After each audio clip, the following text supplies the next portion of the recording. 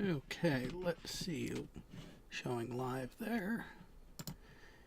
And live there. We are live. And as you can tell from the screen, this week we did experience a loss in the veteran community, no matter what you may think about the man's politics. Former Senator, retired U.S. Navy Captain John S. McCain III passed away a week ago tomorrow, actually. It was shortly after our show. News started to trickle out that he had passed away from complications from brain cancer.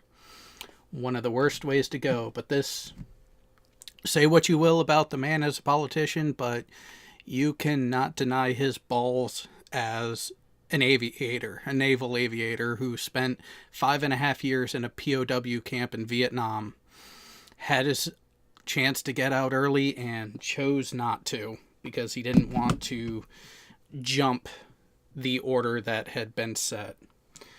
And with that, yes, this week will be dedicated to him. Say what you will about his politics, but you can't deny the man's service. And this week we have the normal group of hooligans. Well, by normal group of hooligans, I mean the usual suspects. Yeah, that's fair. Oh. And yes, everyone can hear you guys now. Yay. So, you hear me wincing in pain? No, because why would we want to? Why would we want to ignore? Why would we want to acknowledge your stupidity other than to make fun of you? Oh, wait, that's why. Well, I was going to say that they can't hear me because Percocet. Now, is it Percocet or Vicodin? Oh, no, I got the big guns. Ooh, nice. See, that's the thing is, I've heard people complain about one over the other. I was on both for my shoulder when I tore the shit out of it back in 2003. Oh yeah, 4 slap tears in the center of my labrum. That was fun. But funny enough thing, a friend of mine who's now living out in North Dakota had the same injury about a week before me. Big difference. I actually paid attention to my doctors and physical therapists and put the work in the gym doing the physical therapy both before and after surgery. He didn't. So now, physical therapy does have its efficacy. I'll say that. Yes, it does. Yes, it does. A tiny bit of housekeeping, Jared. Oh, go for it. Not all the time, but every now and then we hear a weak echo. For some reason. Very weak. Do we know from who? Because... Well, my YouTube feed is muted. Mm-hmm. Except for the non sequitur show feed that I had to mute, but hopefully that didn't go through at full blast. I'm on headphones, so I think I'm okay. Yeah, a little earlier there was a little bit of an echo that I heard from internal to the Hangout. Because the way my audio is set up through OBS, I have you guys transmitting one way and my mic going another. That way everyone in the audience can actually hear us. So it's probably an internal in the Hangout echo where it was... Yeah. I heard a little bit of it. I mean, it's one of those things, short of looking at the screen, I wouldn't know who it was. No. This is why I really miss working on audio on physical gear. It doesn't have to be analog, but physical audio gear instead of on a computer. I don't use a computer to do that kind of stuff anymore. I mean, I don't do audio recording anymore, really. Very seldom, anyway. But I mean, I used to work both at a radio station, Salvation Army station back then. Mm-hmm. Not that that's important, because hey, I'm an atheist, so yeah, doesn't matter here. But also at a recording studio, Are we all? we had both analog. Yeah, we had both analog and digital studios in that one company, and I tended to prefer working on physical mixers instead of DAWs, as they're called, digital audio workstations, because everything is laid out in front of you. You don't have to click different things to go to different settings. You can just go, oh, snap, turn something down instantly. And it Oh works. yeah, And it works, I and you agree. have- When so- you can see it and slide up and down. Mhm. Yeah. And you Yeah. can still have automation and all that. I mean, it is kind of groovy to see faders moving up and down on their own when you're mixing something extra in on top of a different mix that you've produced. Agreed. Where you don't actually change the audio levels on a mix. You keep them original, but what you do is you program fader movements, volume knob movements, so to speak, on different channels. And that means that when you record extra stuff on top of it, you see those faders, those suckers move on their own. So fun to hear novices commenting on it the first time they see it. What the fuck is going? What the hell? Your shit's possessed. Yeah. No, it's doing its job. Yeah. I love Crown mixers. Sorry, Crest. What the hell? No, I love those Crest mixers, but not if I needed to buy one for myself. Those things are expensive. They're kind of expensive, yeah. I mean, But the one I worked on, just as a technician, that was a 96 channel mixer, I think it was. Oh, Yeah. what was it? 2.5 million Danish kroners, something like that. oh wow, Retail, so to speak. So to that's speak, what, retail. about $6.50? Hey, I'm talking dick dollars here, not Swedish, not Swedish Oh, dollars. okay. yeah, the dick dollars, Well, not the about $4.50 sex. Well, about $4.25 then. Yeah, nah, that was just two. Let's see. Don't forget to carry the one. Oh, yeah. Okay. Ooh, damn. $389,000. Yeah, that sounds about right. But then again, Danish prices are ridiculously high for Americans who doesn't understand that everything is dirt cheap in the U.S. compared to Europe. So. Well, then please spend your money here so that maybe Hey, I won't have to spend so much shit. gas. Hey, I did. When I went to the States, Dayton, Ohio, to be exact, in 2006, I think it was, for a ham convention, ham radio convention. I lived as a king for little to nothing almost. Well, I constantly Did laughed you when say, people did you say were, ham radio convention? yeah. I bet those get pretty At crazy, the, yeah? no, not really. Not most, but many of those folks are old hacks. But it's always fun to hear those old timers, especially complaining about the so expensive fuel. I have to laugh. Expensive my ass. Try buying fuel in Denmark and then complain about the prices. I won't complain about per gallon, but I did spend $80 today filling up my truck. Yeah, So I got a that's what 30 I'm gallon like. tank. That's what I'm like. I got a 36-gallon tank on mine, so. And Yeah. what is that in scientific measurements, or just sensible measurements? It's Nah, about 4 liters to a gallon. 3.75. But they're not even proper wrong units. No, they're not even proper gallons. Absolutely No, right. because their Alan. gallons are too small. Oh yeah, U.S. liquid gallon.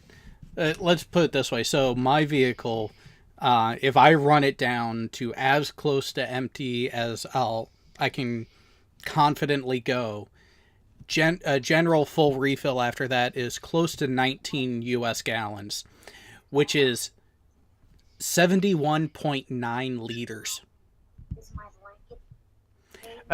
What kind of vehicle is that? It's a van. Oh.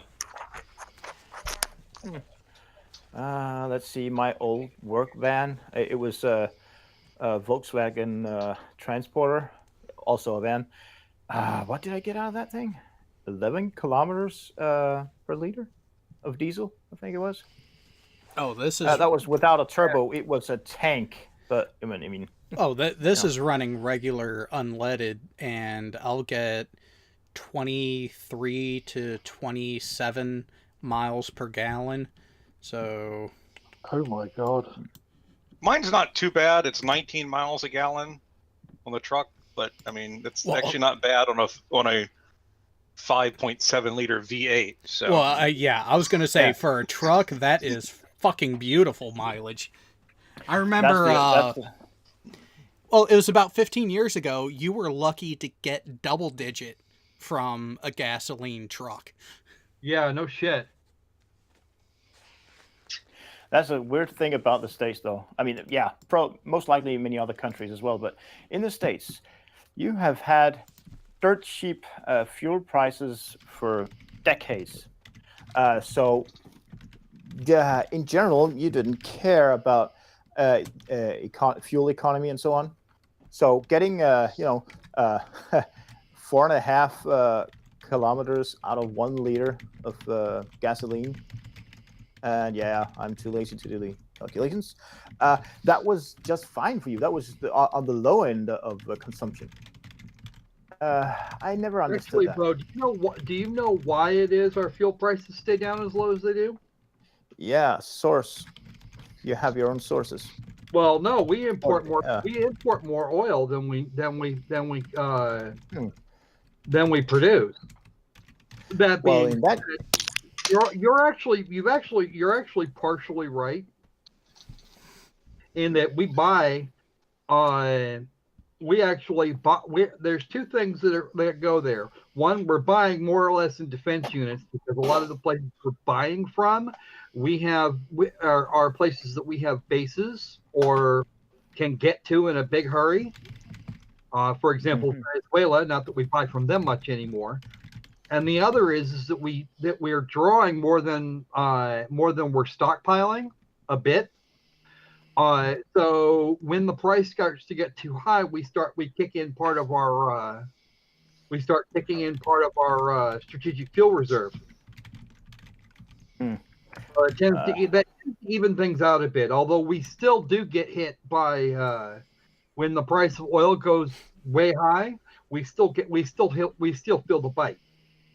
Yeah, and I would imagine that the other big reason for your fuel prices to be lower than, well, just to say many other places, is because of your ridiculously low wages.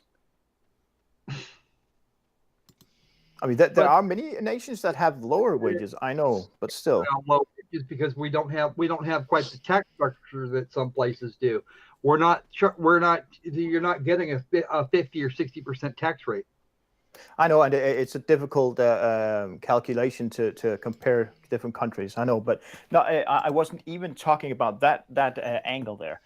I haven't been diving all that much into it, but as I understand it, the minimum wage in the U.S. is Paltry. a lot lower than it should be. I mean, many people that live on the edge of that limit there, they can't sustain life reasonably, as I understand it. I may be wrong, of course. Well, part of it is a fundamental shift in what the purpose of the minimum wage is, and what the majority of people view as the purpose of the minimum wage now is not what it was originally when it was instituted and originally set. Whereas it was that entry-level job for someone supporting a household. That's what it was seen as the beginning.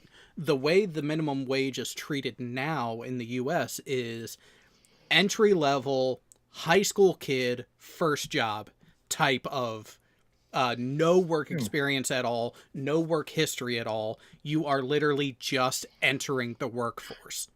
Yeah, you got to think too many people assume that it's actually that, and too many corporations are paying at that rate because they don't have to pay higher. Well, you got to think that minimum wage was first calculated in the 19. I think I can't remember if it was 1920s or 1930s. Yep. But it was the standard that was set for minimum wage. Was that it was a living wage. It was calculated as a living wage to pay for rent, food, and oil for places that needed to be heated by oil at the time. And that's what all the calculations are based off of, market value for those things for, as low as you can possibly go, pretty much. But one of the things that they don't take into consideration now is that, well, those things were considered necessities at the time. Like I said, the bare minimum needed to survive on a day-to-day basis. Nowadays, what people think that they're entitled to or what they think that they should have has shifted. Is an internet connection and a computer something that people require now? Even just not just saying transportation, but a bus pass. That there's a lot of other things now that come into play that were never calculated into those things and aren't going to be calculated into it. Right. Well, there's more to it than that because at the time it was originally calculated, electricity wasn't much of a thing. Today we use more electricity than anybody ever considered it was even possible. So, and that's the point is that so when you have these things now and you have this idea where is the minimum wage still fulfilling the need that it was that they thought it would, the role that they thought it would, which would be the minimum living wage. And hey guys, sorry, I was gone for a minute because my son thinks I need to take care of him for some reason because offspring and all that. But as far as the minimum wage goes, how does that apply to the recent years in North Dakota with the oil boom?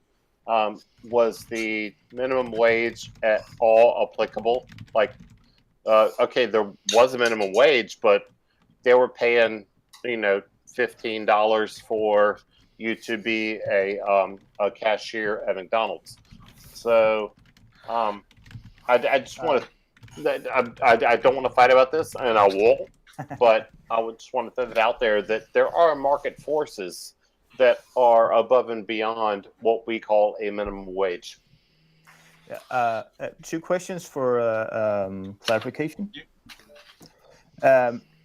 Is it not true that the U.S. have one government-defined minimum wage, or is it state by state? That's number one. There's a federal minimum wage, and then states and some localities have their own minimum wages as well. Okay, that's one. The other one, is your minimum wage not calculated every single year? It sounds like it isn't. No. No. Well, here's the thing. Actually, it's not calculated every single year, but it's also you need to understand is that the things that go into calculating what the minimum living expenses should be are things that won't change too dramatically, like the cost. Yeah, I know so the cost of rent, for example, for an average place is the market does shoot up in some areas. That's what contributes to the largest difference in minimum wage over the years. That's always a challenge. That one, different prices in different areas. Right. Yeah. So when minimum wage goes up, it's generally a reassessment of the property values and the rent in the regions in which those are in. And it is in minimum wage is calculated off of it's really hard to do because it's not state by state, but I can't remember. They have a a certain place that kind of calculates like the average across the country. So It's sort of like in the metro area of each state. yeah, it's a really weird calculation that they go there. But the good thing is like the entire minimum wage system as it's set up is just completely antiquated. Like it's useless now. But the funny thing is when people talk about like living wages, that people should have living wages again. That a single income household could survive in the economy. What they're asking for is something that the government has already put in place, but just never adjusted for. That's what the minimum living wage is. What minimum wage is, what it's supposed to be. Well, here's the other part of that too. And any increase in the minimum wage that I've ever run into generally corresponds with an increase in things like rent after it's put into place. Because property owners figure they can start figuring that they can gouge people for getting more money, because of course they have a thing that is absolutely required for people to survive. So they actually start increasing those things. Yes, agreed. I heard it in Seattle when they here recently, as an example, a very good example, I might add. When the minimum wage inside the city was CTAC, when the minimum wage inside the city was turned up from about $9.50 to $17, rent prices doubled within 3 months. In fact, the same thing in Seattle. Rent prices have doubled, and you're starting to see gentrification simply because the average person is being priced right out of the neighborhood. They've been priced out. The average rent in Seattle, since the rule there was instituted inside the city, has gone from for a 2-bedroom apartment went from about $1,200 and is now over $3,000. Yeah. And that's something that people can easily misunderstand if they don't step back and look at the big picture. Well, and I can easily see people not understanding that minimum wage. I mean, it should be many things should be calculated in there, of course. But one of the important things is are also the minimum amount of luxuries that you actually need to sustain life. I mean, I have never been to New York, but as I understand it, if you live in New York, everything is very close to you. In that case, it is not essential for you to own a car. If that is true, it is not essential for you to own a car. But if you live in the boondocks, it's a burden for you to own a car in New York City. Yeah, that's another one. Yeah, but here, if you live in the boonies, you need a car. It's not a luxury at that point. You need it to actually be able to go and drive to your car, because there's no what do you call it, public transport and all that stuff. Maybe correct. Bikes are pretty cheap though. Yeah, but Copenhagen, Denmark is a bike country. Are a completely different issue. But I mean, the other thing that we're talking about here is like when we talk about the necessities, like these. How about a cell phone? Is a cell phone a necessity or a luxury? It's a necessity. If you take the word literally, a cell phone, a phone that you can use to call people and so on. In today's world, I would say yes. But it is not essential to have the newest, most expensive. That's not fair. The newest, smartest smartphone. That is not essential.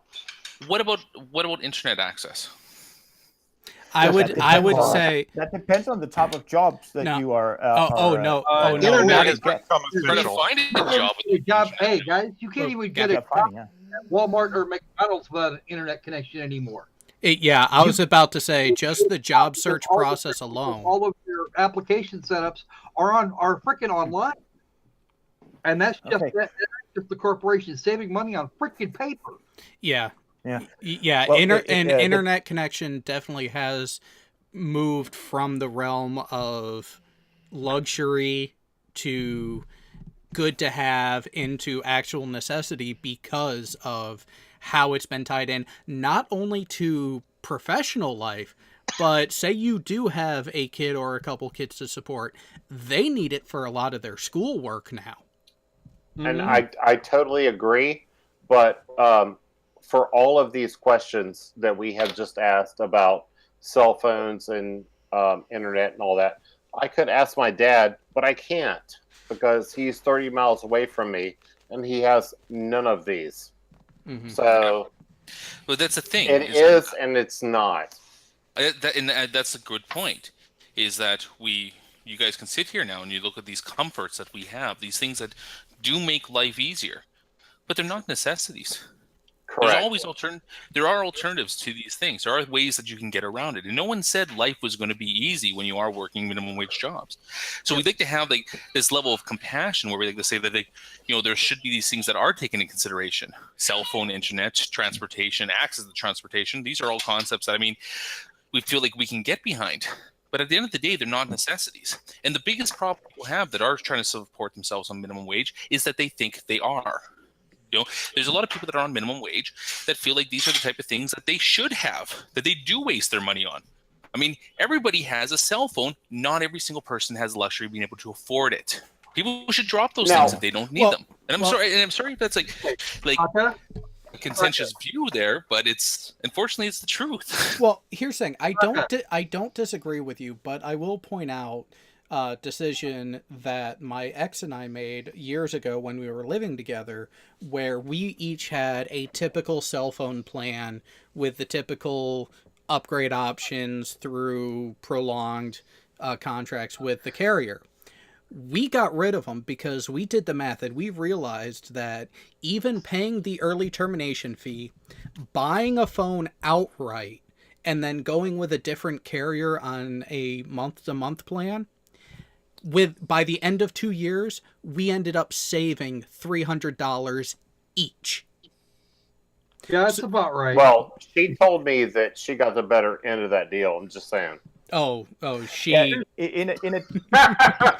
I'm sorry. I don't know about I don't know about physical internet connections, but at least for until a couple of years ago, if you were using mobile broadband, prices that's one of the things that was ridiculously expensive in the US. Oh yeah, mobile broadband. The data plans were outrageous. Yeah, it's a total ripoff. Complete ripoff. I understand the basics behind it, but because you have to supply internet and phone service to the whole country, and you have a lot of unused land, so to speak. That's fair enough. But here's one for you. As you can, I don't actually have a cell phone. I don't have the money for one. I don't own a cell phone right now. Or excuse me, I don't have a working cell phone. I actually own a couple, but I don't have anything working. I have never talked to a caveman before. Yeah, that was my thought, actually. You want that? I'll tell you better.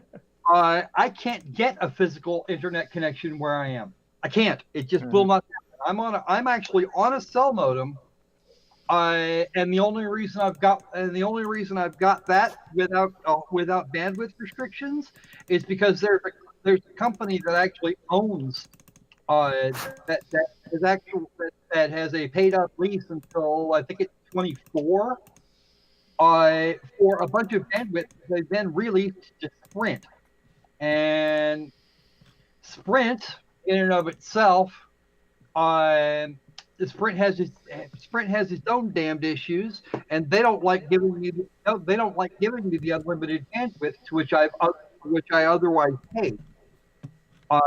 If I were to go directly to Sprint and get the same service for the unlimited bandwidth and shit, because these modems aren't intended. These little hotspot modems aren't intended to do that. Instead of the about $10 a month I actually paid, they would charge me $100. They would what is it about? I think it's $50 or $60 a month for the first 30 gigabytes, and then it would be, what is it? I think it's like $2 gigabyte thereafter. And I rarely have a month where I'm under 750 gigabytes. Yeah, that's literally stealing from people. No, it's not. You don't think so? I'm getting what Yeah, but that kind of pricing for that small amount of bandwidth, not bandwidth, but amount of data. Yeah, no, it's actually it's believe shocking. It or not, regular carrier, it's incredibly common, and it goes back to what was being said a little bit ago. There are some places there are some joints that'll give you 15 or 20 gigabytes for what would effectively be comparatively be a pittance. However, side of that is if you are absolutely dependent on that as a source of regular internet, then you're fucked. And I'm too far away from the nearest central office to get DSL by a long friggin' way. And if I want cable, I have to pay $100,000 to have a drop put in near my house, and then that's just for the privilege of being billed for internet access. Yeah. Well, back in I think it was 2005 or something, where I lived in Copenhagen. Where I lived, I couldn't get a decent IDSL or DSL connection, so I opted for a mobile broadband connection.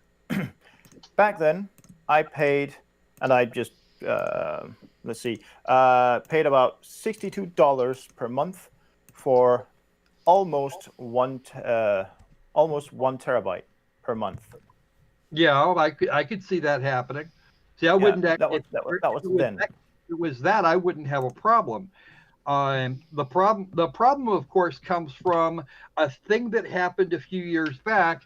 Actually, about 10 years ago now, with 2006, 2008, somewhere in that neighborhood, where the where the major ISPs were paid money by the government, a couple of $1 billion across the major carrier, to guarantee internet even in rural areas, and it didn't happen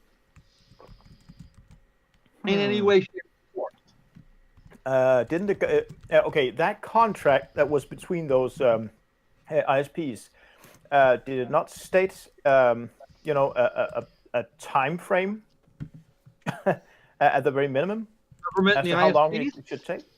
Yeah, well, there was supposed to be it was supposed to be within 5 years. You're supposed to be able to get 100% coverage, and then the ISPs, Comcast, Roadrunner, and Verizon and such, then turned around and pretty much ignored it. Let me guess. With headline, they demanded more money, and the federal government said no. Thank you, Mr. Obama. Yeah. It was because the system came around. Was in the early part of the Obama administration, and they said "fuck you." Assuming that the amount of money that the government paid for this it was a fair amount in terms of the cost to get this done. How fast was this money paid? Because we had this more or less the same problem in Denmark many years ago now for our train infrastructure. Some new trains that we were supposed to get from Italy, and that was a farce. The money that was supposed to be paid was paid on schedule, but we didn't get any trains. And still the government, those who were responsible for it anyway, still kept paying that company the money that they were supposed to withhold until they delivered X train sets per couple of months, for example. They didn't. They just kept paying just automatically, more or less, they didn't pay attention. I mean, Well, in let's terms just of say this that, you're talking that about, did they just? people around here don't know what milestones are. They don't know. And Isn't that what high what do you call it? High cost lawyers do for a living? Before you run off with the conversation again, I've got a question for you. Okay, how much choice do you have in ISPs where you are? How many places can you go and get the same type of service Well, if we're talking about not mobile broadband internet connection, okay, that's 1, 2, 3, 4, Just 4, maybe 5. I'm not sure. ISPs in general. Well, okay, yeah, well, 4 or 5 in terms of physical cabling, whether it be fiber or copper. On the wireless internet connection, we've got actual companies. We have 4 suppliers. One is strictly for business. They don't sell to private entities. People. But we have 3 wireless ISPs. Those ISPs own several other companies that what do you call it? They rent broadband from themselves. So there's if we count those in, there are maybe 8 or 10 wireless companies that people can get internet access from wirelessly. Now, so 3 there, and that's 7 or 8 in total. Okay, here in the United States, generally you have generally, well, in most places you have 2. Okay, one DSL provider, which is usually a large national company, Verizon or wherever. Comcast, And you have in any given municipality, be that a city or a town or whatever, you have one cable provider. Now, and that's because they have a thing called franchising in the United States. I think I know where you're going now. They'll buy, the company will buy the franchising rights for a specific area, and nobody else is allowed to serve that area, even if they are capable of doing so. Well, that is something that a lot of townships have actually started going back and using the anti-monopoly laws to break those contracts so other providers can come in. But it's mainly been more metropolitan areas that have succeeded in that, such as the area I'm in. There's just for cabled TV and internet, it used to be, well, you were either stuck with Comcast, Cox, or Verizon. You weren't really able to compete between the 3. Then they might be servicing the area, but it was a question of who was wired to your house, and you were kind of stuck with it up until about 20 years ago. Towns started attacking that in this area, where now, where I'm at, I can go to all 3 and be like, so who's going to give me the best deal? Here's the fun part of that, Jared.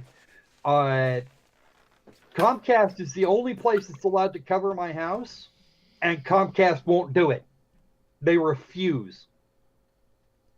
They don't see it's a return on investment thing. Exactly. Yeah, as they refuse. Except of course that they were paid. That Comcast itself, Comcast alone, I should say, was given like $10 billion to cover the entire area. Yeah.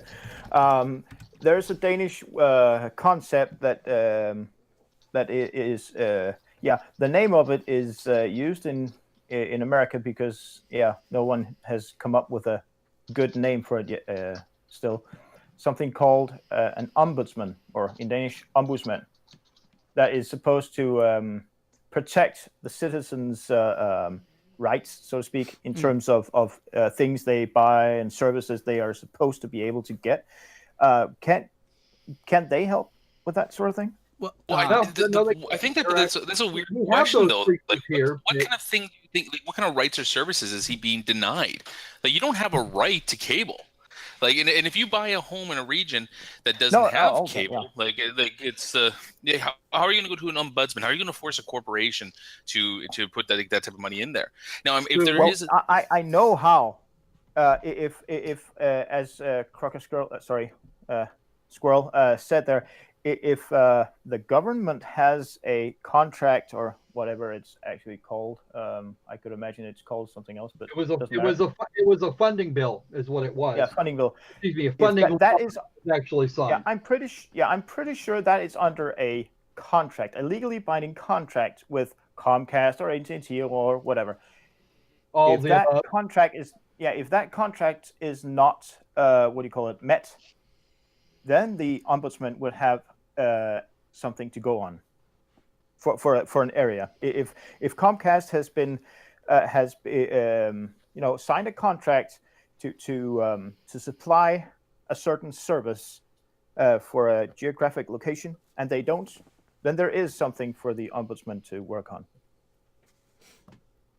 If it's the same system as it is in Denmark. Yeah, well, there are areas where here in the U.S. we do have ombudsman, and that is actually their title, but it's generally within an organization. So, like, the military actually uses them often as a liaison between the commands, especially deployed commands, and the spouses back home. Your typical lead ombudsman is the wife of the commanding officer. So there's that direct line to get from the spouses to the chain of command if something is actually seriously needed.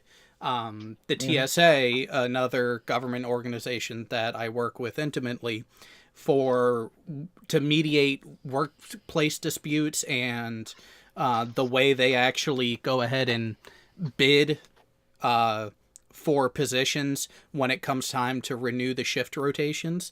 The ombudsman, their job is to act as that neutral mediation between the sides, between the parties involved internally within the organization.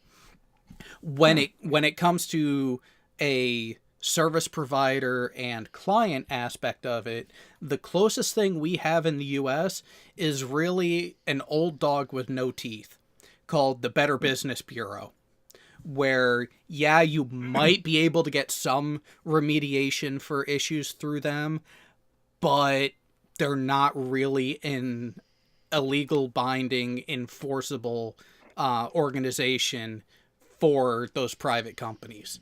Well, the only thing and their acronym sucks too. Is good for is rating small businesses in a particular area, and that's really just because the consumer can look them up at some point. Yep. When you get to the small to mid-sized corporation level, the Better Business Bureau is effectively useless. Yeah, about all they could do is like delist a company from their recommendations. But I mean, it doesn't mean we talk about like a national multi-billion-dollar corporation that's meaningless. I think it's weird though when you talk about like these. When you talk about that thing where you're saying that there's like this whole coverage thing though, and I'm trying to work out like the logistics of that, because it's really weird that like a government would draft some type of finance bill that would say to the telecommunications company, yeah, we're going to give you all this money if you give 100% coverage. I mean, to when? Like, what about houses that are built in the future?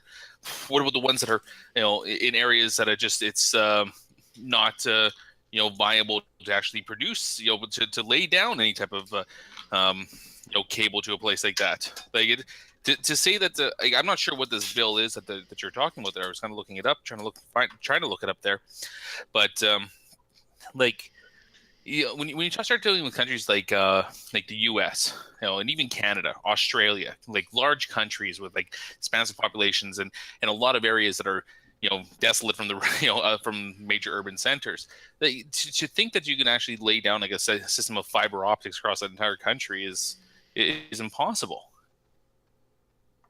It's not impossible. In fact, in large areas of the Northeast, it's actually been done. At the same time, I live about between the distance from me and the middle of town is less than 10 minutes. Well, how fast you got to drive? Well, I I do see the problem here. I mean, and that's actually driving at the speed limit. See, here's the thing. Moving from here to the middle of town at between 35 and 40 miles an hour on average, actually not even average, the average is closer to 30 miles an hour, I can still get to the middle of town about 10, 12 miles away, but I cannot get internet service. Well, this whole supply, what do you call it? Security? No. Yeah, I'm losing my words here. If the government wants to ensure that citizens have a certain minimum supply of amenities like internet connection, sewage, water, power, and so on, you cannot do that unless you have infrastructure. If you're in an area, an old area that hasn't been renewed in many years, and back then they maybe didn't think about expansions, having long cabling tunnels under the pavement, as some countries have in many places. You have to dig up everything, and that's a huge expense. Yeah, but also take a look at things like power and like the things that you brought up is that utilities such as like sewage disposal, water, like tapping into a well or something like that, having hey, quiet you, and like electricity. Like these are things that aren't guaranteed. If you go out and you decide that you're going to build a home 20, 30 miles away from town, like in your own little area there's no requirement for utility companies to come out there and give you stuff. Saka, let me stress something here. The road that I live on is the only access to a more densely populated area down a little ways further. And at the end of the day, all of that infrastructure exists right here. They actually run the cable with the power lines overhead. That shit is actually present. Yeah. When we're talking about power supply, power, it is, I would think, relatively easy. If you have different power companies, competing power companies, it would be relatively easy for those power companies to, together with the government in some capacity, to sign a contract of cooperation or whatever it would be called, in order to make sure that all the companies pay, that they share the expenses of maintaining the infrastructure, and of course, dumping money into a fund to funding further expansions. The customer that pays for the power, that customer can choose. It's easy to make a system where the customer can choose whatever power company he or she wants, and it can be dealt with down the line. That's easy. What isn't easy is, I mean, in terms of internet connection through phone lines, for example. In Denmark, many decades ago, there were no companies supplying telephone lines. That was the government. That supply was turned. The supplier of those phone lines were turned into a government-owned company, a company that wasn't allowed to earn money, except for expansions of services. But now these days, there are phone companies, there are internet providers in Denmark that have their own lines. In that case, it's easy to have the companies, what do you call it? you can easily get companies to sign a contract to an area in a city to supply physical cables and the service, unless there is a different company there already. Okay, The problem we had. Okay, sorry. Saka, before you start, No, let me make something clear. No, Saka was first. okay. I'm sorry, but what you're saying is that it's trivially true, but that's not always going to be the case. Like in the case, like let's bring up Lord Crocus Girl or whatever his situation there. Okay, who is responsible for footing the bill to give him that infrastructure? Yeah, you would have to look at the contracts. The what was it? Service bill? Is that what it I looked it up. I couldn't find anything that said that there was a guarantee that 100% of households must have a direct cable access or anything like that. I can't find anything on that type of bill.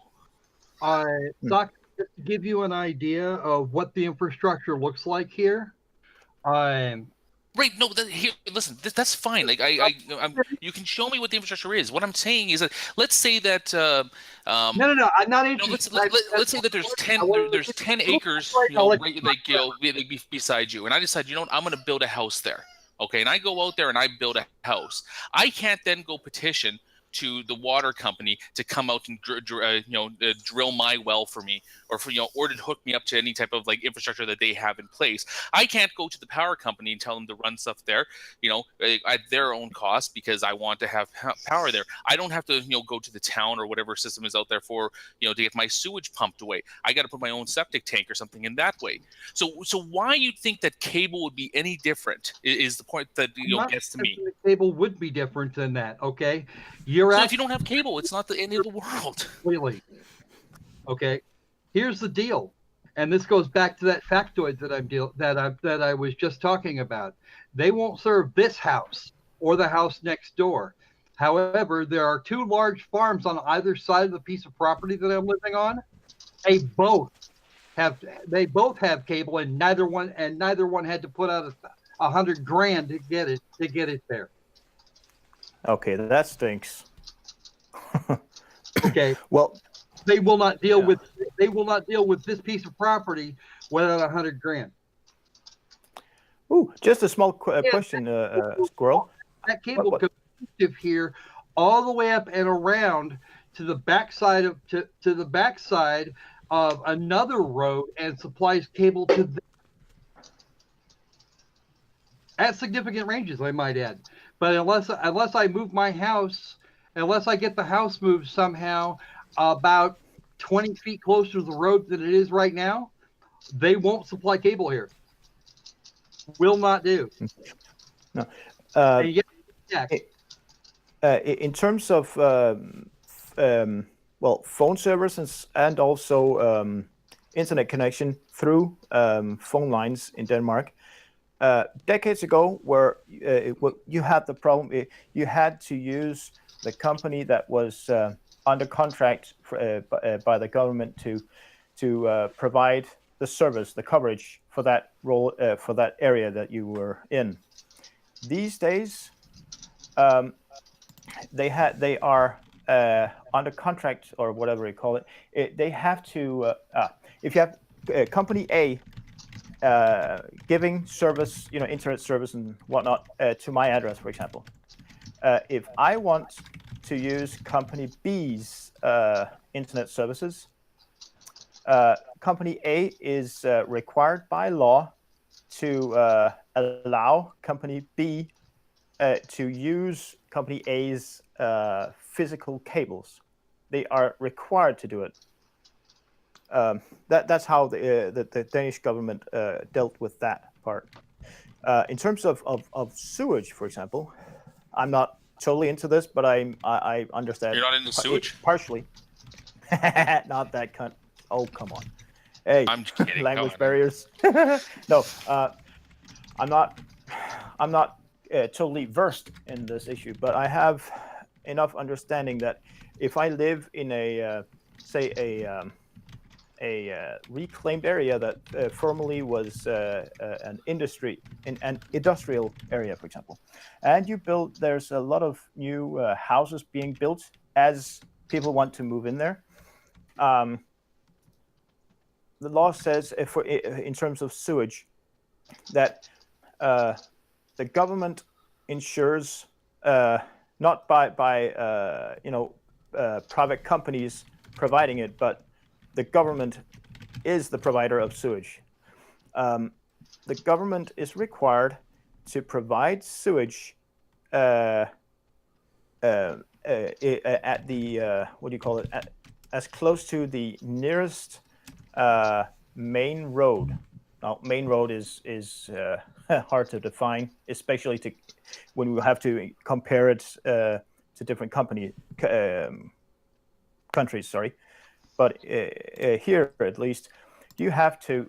Are you saying that everybody in your country that nobody in your country has a septic tank? That every single person is hooked up to? No. There's many of those, but it's just I'm fumbling the language here. That's my issue. If it was in Danish, I would have explained it years ago. No, that's fine. If it was Canadian, I would have made my point by now too. Yeah, no. If you live on a small road with only a little bit of traffic. If it's a new road, you have to pay yourself. You have to pay for the installation of sewage pipes from your front gate, so to speak, to your property, to the nearest main sewage line. But there is a maximum amount of money of 3,500 kroners that you have to pay. You don't have to pay more than that, but there is that minimum. That maximum that you have to pay. But if you don't want to, you can easily just get a septic tank installed and pay for the to get it emptied and all that for yourself. Yeah. So yeah. But yeah. Which isn't the end of the world. I mean, I live on an island. Okay, we got a large urban center in the south there, but once you go farther north there, everybody has septic tanks. It's because that's just the way it is. We have a septic tank here, and this house has been here 60 plus years. If I make houses haven't been here for fucking ever, and actually the house that my mother-in-law lives in, it's been there even longer. It's funny when people say like that now because growing up, somebody who lived in a 60-year-old house, means that they grew up in a house that was built in the early 20th century. It sounded so much cooler. When you say a house is 60 years old now, that was built during the 60s. That's a young house. Yeah, it just doesn't sound as impressive anymore. I mean, I don't know. It's weird. Actually, believe it or not, I'm pretty sure this house was built in the late 1950s, early 1960s. My wife's grandmother has been living in this house almost the entirety of her adult life. The house I grew up in is half the age of the United States, just for reference. What? Yeah, I rented a house. The first place I rented was this house in the old part of the city that I grew up in that was built in 1910, back when it was a farmhouse before the neighborhood got built kind of up around it, and that was an old house.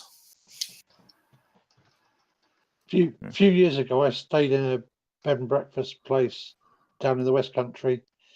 The house was older than Europeans have been in the Americas. Predated 1492. Wow. Damn, I would have loved to have seen that building. Oh, it was interesting. Mostly cow shit. It was. Well, because where I'm at in New England, there are a bunch of buildings and homes that predate the establishment of the United States. And that living history is part of why I decided to come back to this area when I got out of the military.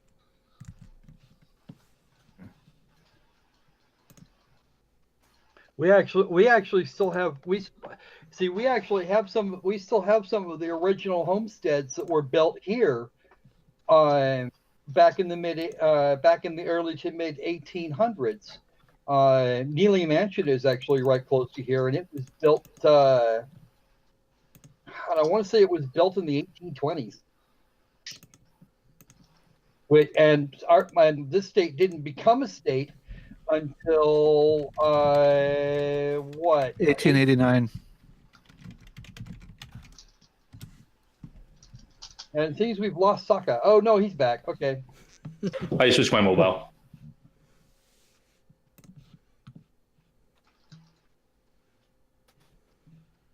But I do need to check, make sure my sound works. Can you guys hear me? Yep, we Yep. can Yeah, hear we- you fine. Cool. You sound a little. You sound like you're in a. You sound like you're in a big metal box. But other than that, you're all right. I'm in the Navy for 12 years. That's the story of my life.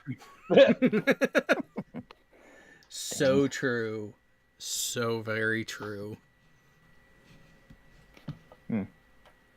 Let's see. Is Google Meet the app? That is. Yes. Is that free to download? Oh yeah, And to yeah. set up The, an account? yeah, the Well, only think about Main Gun. Yeah, the only paid part of Google Meet is if you are going to be hosting the meetings for use on however you want.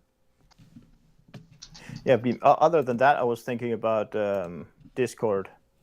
In case you were Jared, in case you were set up for piping audio to and from Discord into OBS as well, for people who don't have access to or do not want to use Google. Meet.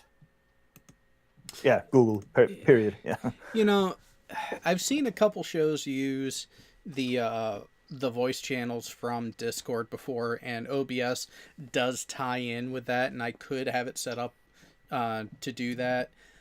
The problem that I saw is a lot of them did end up having issues on how well the audio actually played through. But Bandwidth is actually a problem that way. that too. Yeah.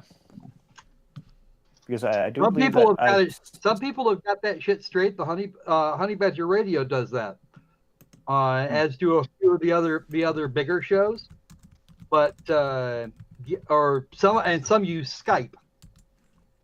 Yeah, I don't know how open source apps like programs like Discord is, but it would be cool if you could, for example, for any type of streaming thing you use for conference calls, getting it to YouTube and all that. But if you know somebody who has that down to a T, whatever the software he's using, if you could get the guy to share his config file, so you can just really stay out of that nightmare of trying to find out how the damn thing works, and buy the guy a pizza and a couple of beers for it, for example. But I don't think you can do that with Discord. I have been looking a little bit about into it. I don't think you can. Yeah, it is what it is. Or building APIs. I don't know how to build APIs, but there's probably someone who knows how. Oh God, what's this? What? Oh, the mess deck? No, Wow. no, it was direct to me from Jay Brown. Glad to see you're still at work there, buddy. Oh yeah. Yep.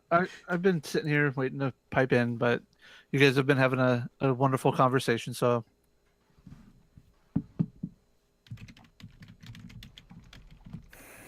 Okay. Well, it sounds like Main Gun is more or less rearing to go.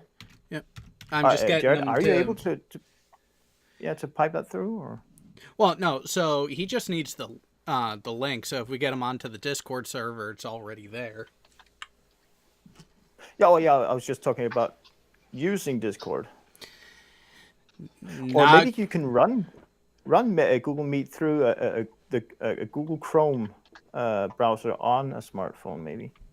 well, no. So what'll happen is when he goes to use the link for Meet, it'll actually push him over to actually download the meeting app if he doesn't have it already, which is free to Right. use. And then Yeah, that's how I do mine. yeah, And as I understand it, the Non Sequitur show is now using Zoom. I don't know if they use it for the guests. I haven't gotten around to asking Booleanator yet, but they're certainly used it for the Patreon hangouts. But Zoom's pretty decent. it We use seems it. I use it. We use it for at my company for some meetings and stuff. So yeah. The question is, can you pipe in a video? I mean, a video feed both ways, without sucking all the bandwidth out of your connection. doubtful. Well, it would depend on how fast his internet connection was. yeah, it depends on what your internet connection is. Yeah, with what I'm on now, but it is about to be bumped up within the next week, thankfully. Well, hey, I was surprised. Yesterday, I got the usual bill from my ISP, Mm-hmm. and I had to look an extra time because without having to pay extra, I was bumped from 100 megabits down, 20 up, from that to up to 150 to 30. Was it 30 or 35 megabit upload? Just like I didn't know why. I was surprised all of a sudden. What the hell? How does my cell phone download that shit so fast? I was surprised. But but no, I mean, if you compare, let's see, you guys know what VSAT is, right? I'm not sure if you have that or you know what that is. Sorry, what's it called again? VSAT. Yes, I know what that is. Yeah, I mean they at least certainly back then they were a satellite-based television provider instead of cable. Nowadays, certainly in Denmark, they also use the internet to provide internet connection to provide television TV channels, but also as a competitor to Netflix. I've tried, signing up for that 1 month trial on Viaplay, they call it, and I was able to, I wanted to test it out. I found I can't remember which. Found a movie that was on both Netflix and Viaplay. Mm-hmm. Viaplay, at the highest image quality, was still worse than Netflix at its usual highest image quality, but it sucked at least twice as much bandwidth as Netflix. Now, I do believe that Netflix today uses H.265. For those nerds out there who knows what that is, Viaplay, I think they use H.264. I don't know if that's the main reason for it, but that would probably be the reason. But that's just me geeking out. Well, that's half of the fun here. Yeah. All right, Jay, you were going to say something. Okay. I think. Okay, who is fixing their equipment right now? Not me. Sounds like somebody is I don't know, assembling a sniper rifle or something. Tack, is that you? Yeah, it's me. I'm going to take out Trump.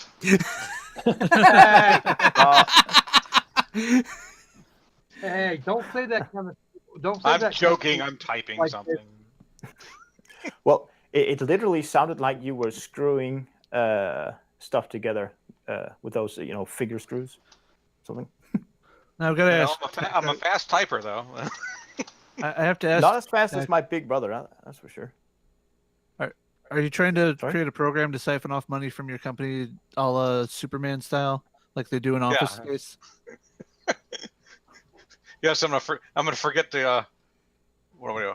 You're gonna put the decimal point in the wrong spot. Or use a comma instead of a period, because you mess up the difference between the way they do it in we do it in Europe and how you do it in the US, or at least some places of Europe. I've heard of contracts going horribly wrong because of that. You know, contracts to buy, I don't know, expensive stuff, and in that contract there's the stated amount that was agreed upon, but somebody in the accounting department fucked up and used a comma instead of a period. That cost a lot of money. Well, and since this was business to business, they couldn't use in Denmark the ombudsman to help them out.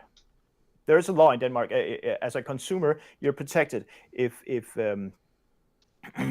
you buy, and the company is also protected. If I go to a supermarket or computer store or something, and I want to buy the newest computer that normally would cost 20,000. That would normally cost $2,000, and for some reason it said $200.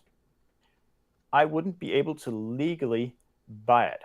I mean, if nobody noticed, I could buy it, but I would be required by law to return it or pay what's reasonable.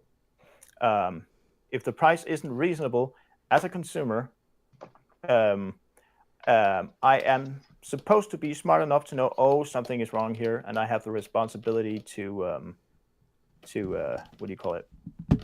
make the company that you're wanting to buy it from aware of this problem. But from business to business, there is no such safety net. Have you guys ever in your travels been to a country where you didn't fully understand the exchange rate, and it really kind of screw you up? What was that? Fully what now? Sorry, one second. If we've been to a country where we didn't fully understand the exchange rate, and Thailand. Oh yeah, Thailand was huge.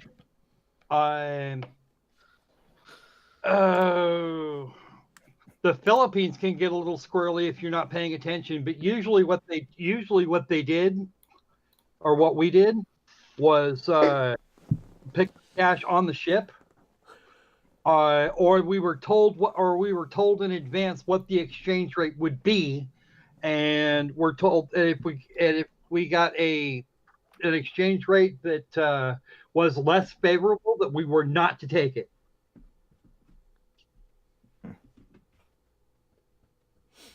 Yeah, it is. The exchange rates were really funny. What was nice is... Sorry about that, guys. I'm not sure I understand what the problem is. I mean, to me, there are two exchange rates, from currency from currency A to currency B, and the opposite way. That's it. Well, I mean, right? Okay, so a few years ago, I was down in Valparaiso, Chile, and I think it was like the first night in, there was like this really nice European style casino royale looking motherfucking place there, and I went in there and was playing there for a bit and ended up winning about 60,000 pesos. Chilean pesos, on my second spin on the machine there, which I thought I was getting ready to buy.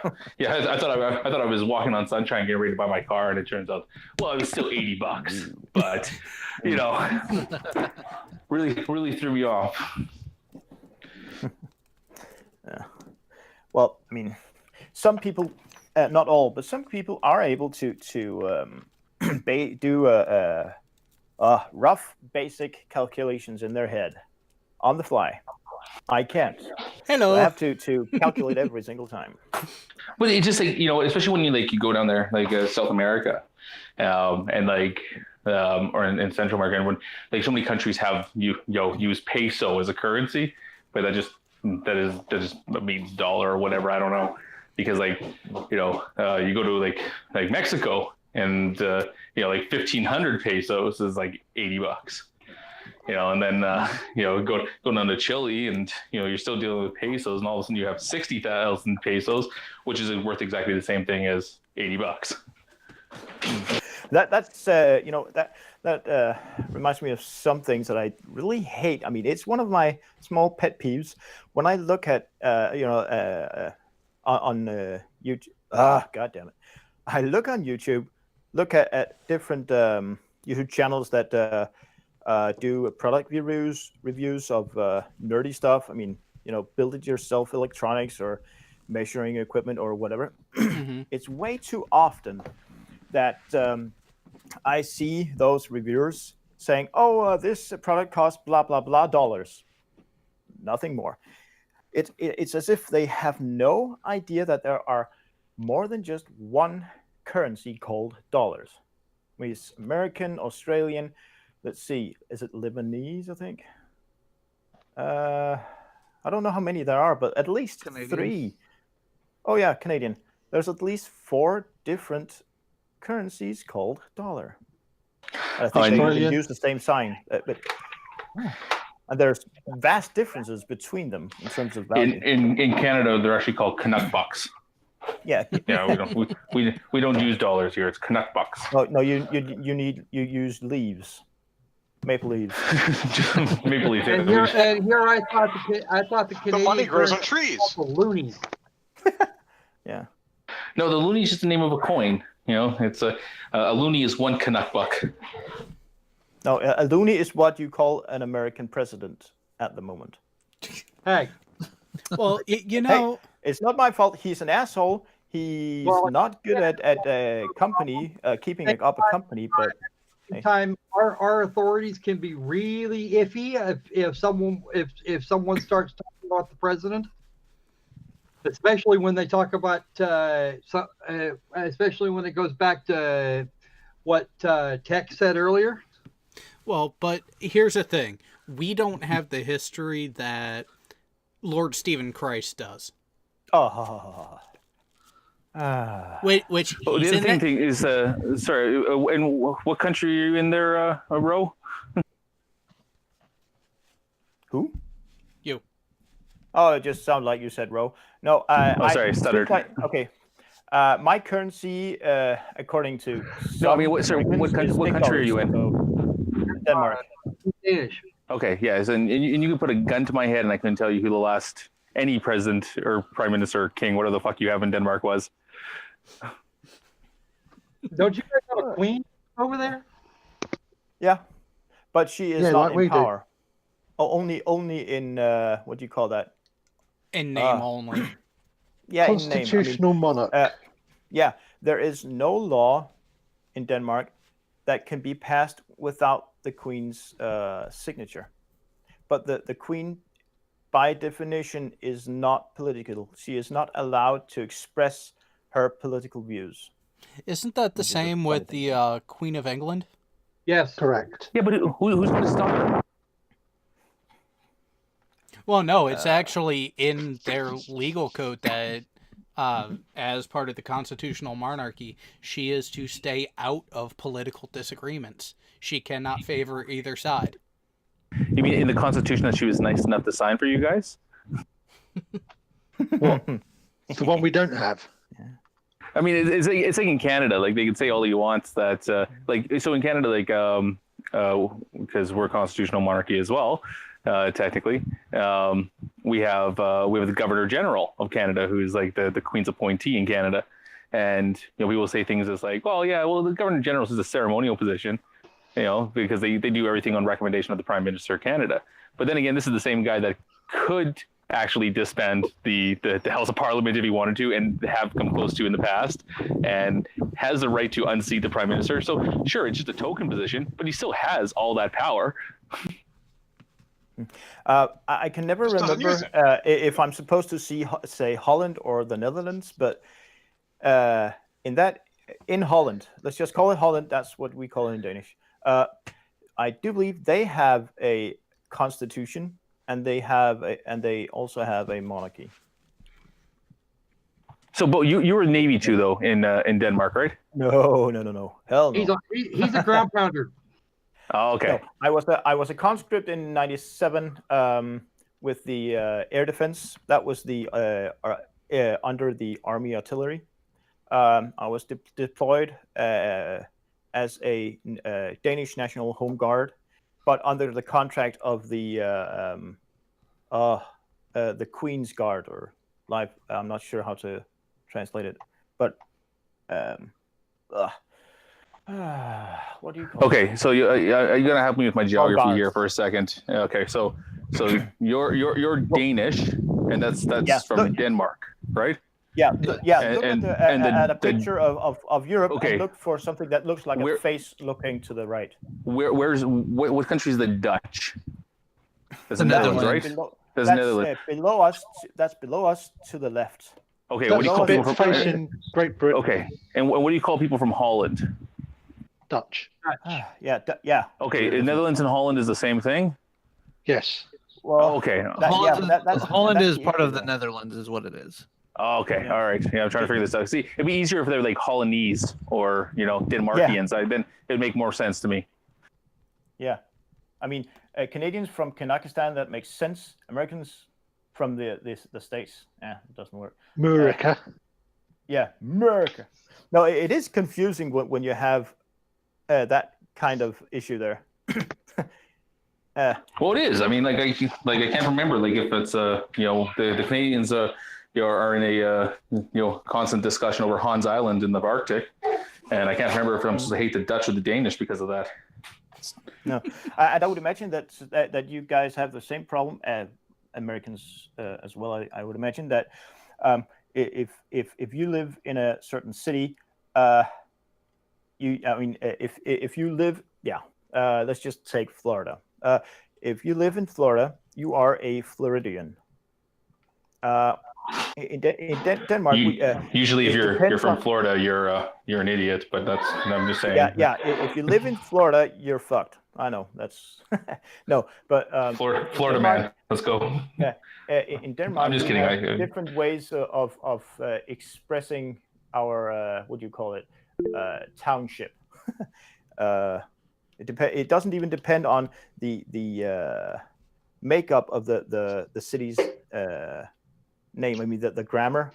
I mean, you're either a town-ing or a town-ish, or you're it's difficult to translate.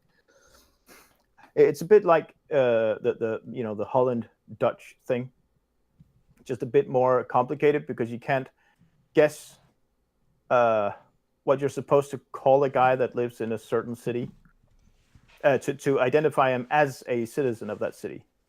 Okay, so which country has the wooden shoes again? That is Holland. Okay. Yeah, the Netherlands. They're crazy. The original clogs. They're actually surprisingly pleasant to walk in. Even if you use straw or hay as a bedding, they're surprisingly comfortable. I don't know why. The main reason why those things have stuck in my mind was actually because of Star Trek VI. How they're actually called sabots, and how the workers revolted, throwing their shoes into the machinery replacing them, thus giving the term sabotage. Huh. Oh. I only thought of one thing when you said sabot, and that's in artillery. Yeah. And other things. But okay, I did not know that. I thought you meant one of the TNG episodes where they let's see, Beverly Crusher's grandmother or whatever dies, and uh, uh, and she's going to take care of the what is it now? Take care of the burial and all that, and she inherits a house with a that weird candle. That's the actually ghost. Yeah, I was thinking about that episode for some weird reason. No, I was going towards the movie with Valeris, which funny. Years before that, or actually no, it was in discussions for Star Trek VI. Kim Cattrall first thought that they were casting her essentially as another recast of Savick. Yeah, of Savick. But hold on. Who's Kim Cattrall? What did you? Yeah, who's the guy? No, what is he? Kim Cattrall was the actress who played Valeris in Star Trek VI. She initially was thinking of turning down the role because at first she thought that it was going to be another casting of the role of Savick, who was originally played by Kirstie Alley, and then God, I can't remember the other actress's name for Star Trek 3 and 4. Yeah. And I can't keep those movies apart, though. It's easy enough if you actually enjoy them. Well, no, I do enjoy them, but I have the same problem with that, with remembering, distinguishing from, the different movies there, and seasons and seasons of Star Trek and all that. Just as I have problems with remembering people's faces and their names. I'm the and it is goddamn annoying. Yeah, I'm the same way. I'm really bad with faces. It may just because I've been just become compliant with the fact that everybody wears a name tag, so it's easy that way. But I've noticed this now, but I think it's not just me because one of the recent things for my work is I went from I'm not posted to a ship anymore. I'm posted to a maintenance facility, and on a day-to-day basis, I don't wear a uniform. I just wear coveralls to work pretty much all the time now. And now that I'm short posted again, I got my no shaving shit in, so I'm growing out a beard again. So the times I got to go to the ships and do a rigging job or something, it's I just look like any other dockyard worker, and I'm running into people that I think I worked with, and I get that kind of awkward double take where they kind of recognize me, but have no idea who I am. Yeah. Well, I always have to, on my phone, I always have to take a picture of the person whose phone number or email address or whatever it belongs to, and I have to write not just the name, but also if I know them from different situations, I have to write down in what situations I know them from. For example, if it's microbloganism, for example, some of you know who that is. I met him in August when he came to visit me in Copenhagen. I have to have his not his face, his real face, but his icon on my phone, and I have to write down where I know him from. Some people I know from several environments. I mean, from the National Guard also, and work situations and so on. I have to write everything down in my contacts list. Otherwise, I would be completely lost when people come up to me. Okay. If I may, for a moment, I actually did a bit of poking into the etymology of sabotage. Valeris is actually wrong in this case. What she's citing is actually more or less urban legend. The etymology, the verb saboter, is the literal meaning of the word is to walk noisily, and wearing wooden shoes was an example thereof. It was originally used metaphorically for labor disputes and not damage. Sabotage actually started to come about. The idea of sabotage came about somewhat later. down towards the end of the 19th century. So, you mean it's not attributed to the Beastie Boys either? No. Darn. That's the best reference. It is actually a French term. She got that part right. Yeah, I mean, what I found on the Danish Wikipedia here is that it does originate from the French word sabot, meaning wooden shoe, and also a former term for a French wooden shoe factory, so to speak. And it says it may have originated from the French, workers' movement, I think.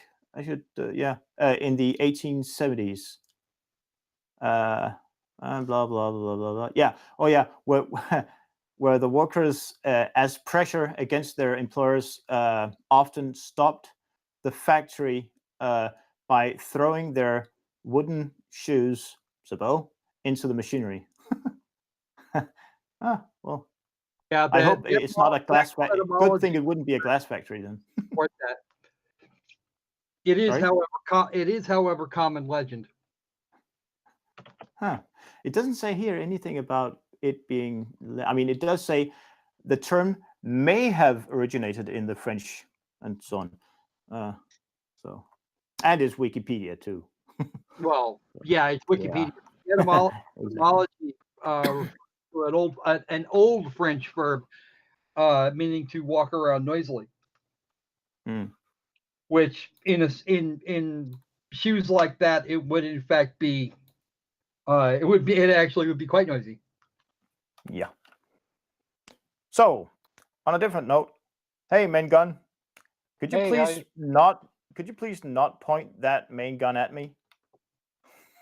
Oh, I just saw that you got a bug on your shoulder, so just hold really still. Hey, main gun, that's not a bug. That's a zit, and it's called a face.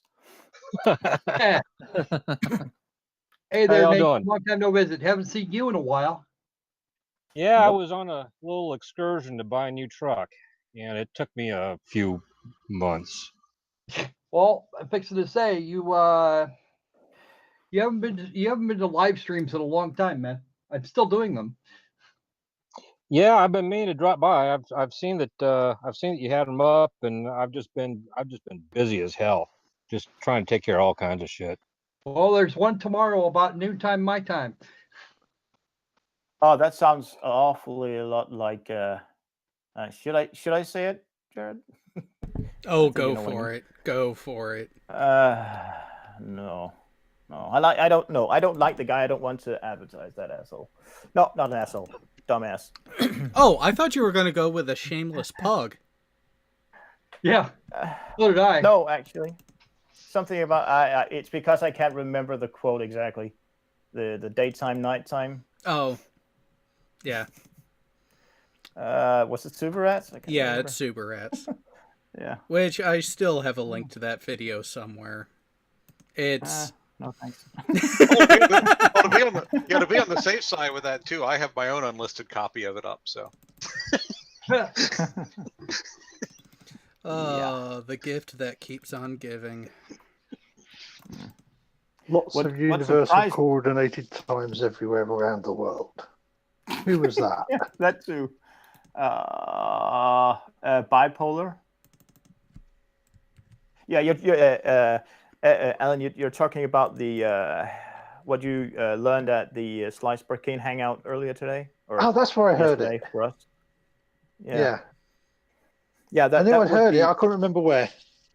No, it was there where Sly had to share some the usual crap with flat earthers.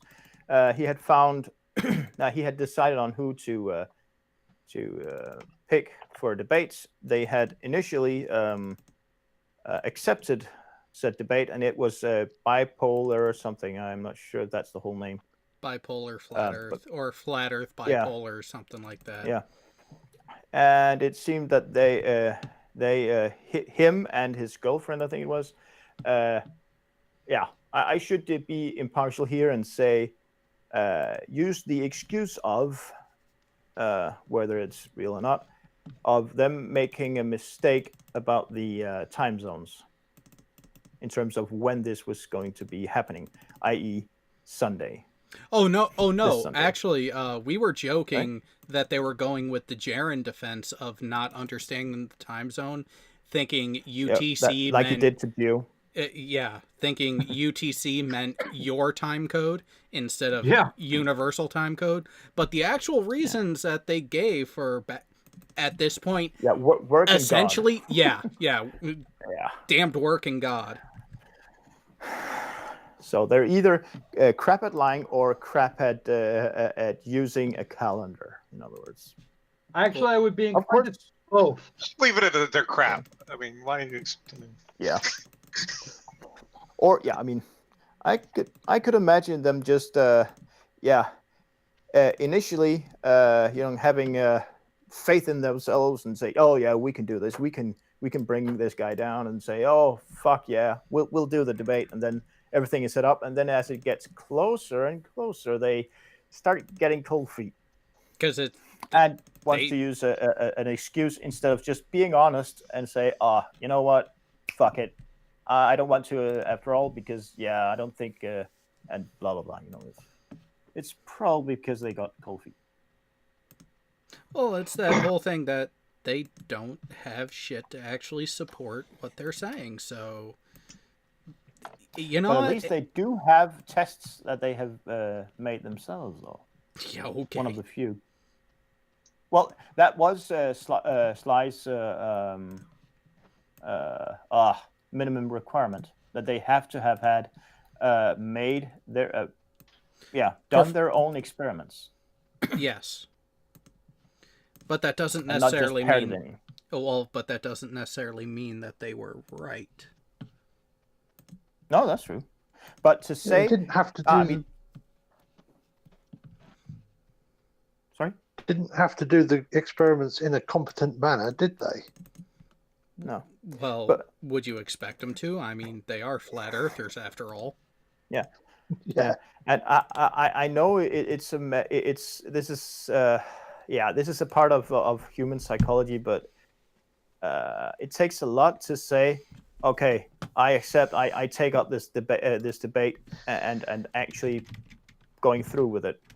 And then if you really don't have anything, or later accept the fact that you may not have something that can work, whether you actually believe it or not. It takes balls. It takes determination to say, okay, you know what? I'm sorry I made you set up all this debate stuff. I recline. I don't think I am good enough at supporting my model. Model. They don't have any, but it takes balls to actually do that. It's easier. It's an easy not cop out. It's an easy self-defense mechanism to say, oh man, I forgot all about it. I promised my boss, blah blah blah blah blah. I mean, it's basic human psychology, I think. In this case, probably. The thing that gets me is that most normal people could probably do a better job of poeing the flat Earth than the flat earthers can. Doing it seriously. And I do always wonder what the percentage is between actual flat earthers. And I'm just turning British there. Actual flat earthers, damn it, and POs. And I can imagine that there are several POs that eventually turn into flat earthers, and the other way around. 98-2 plus or minus 1. 0.99? Is that what you mean? 0.9 repeating? Yeah.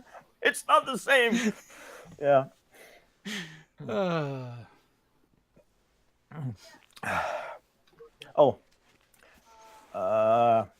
Let's see. What does it say?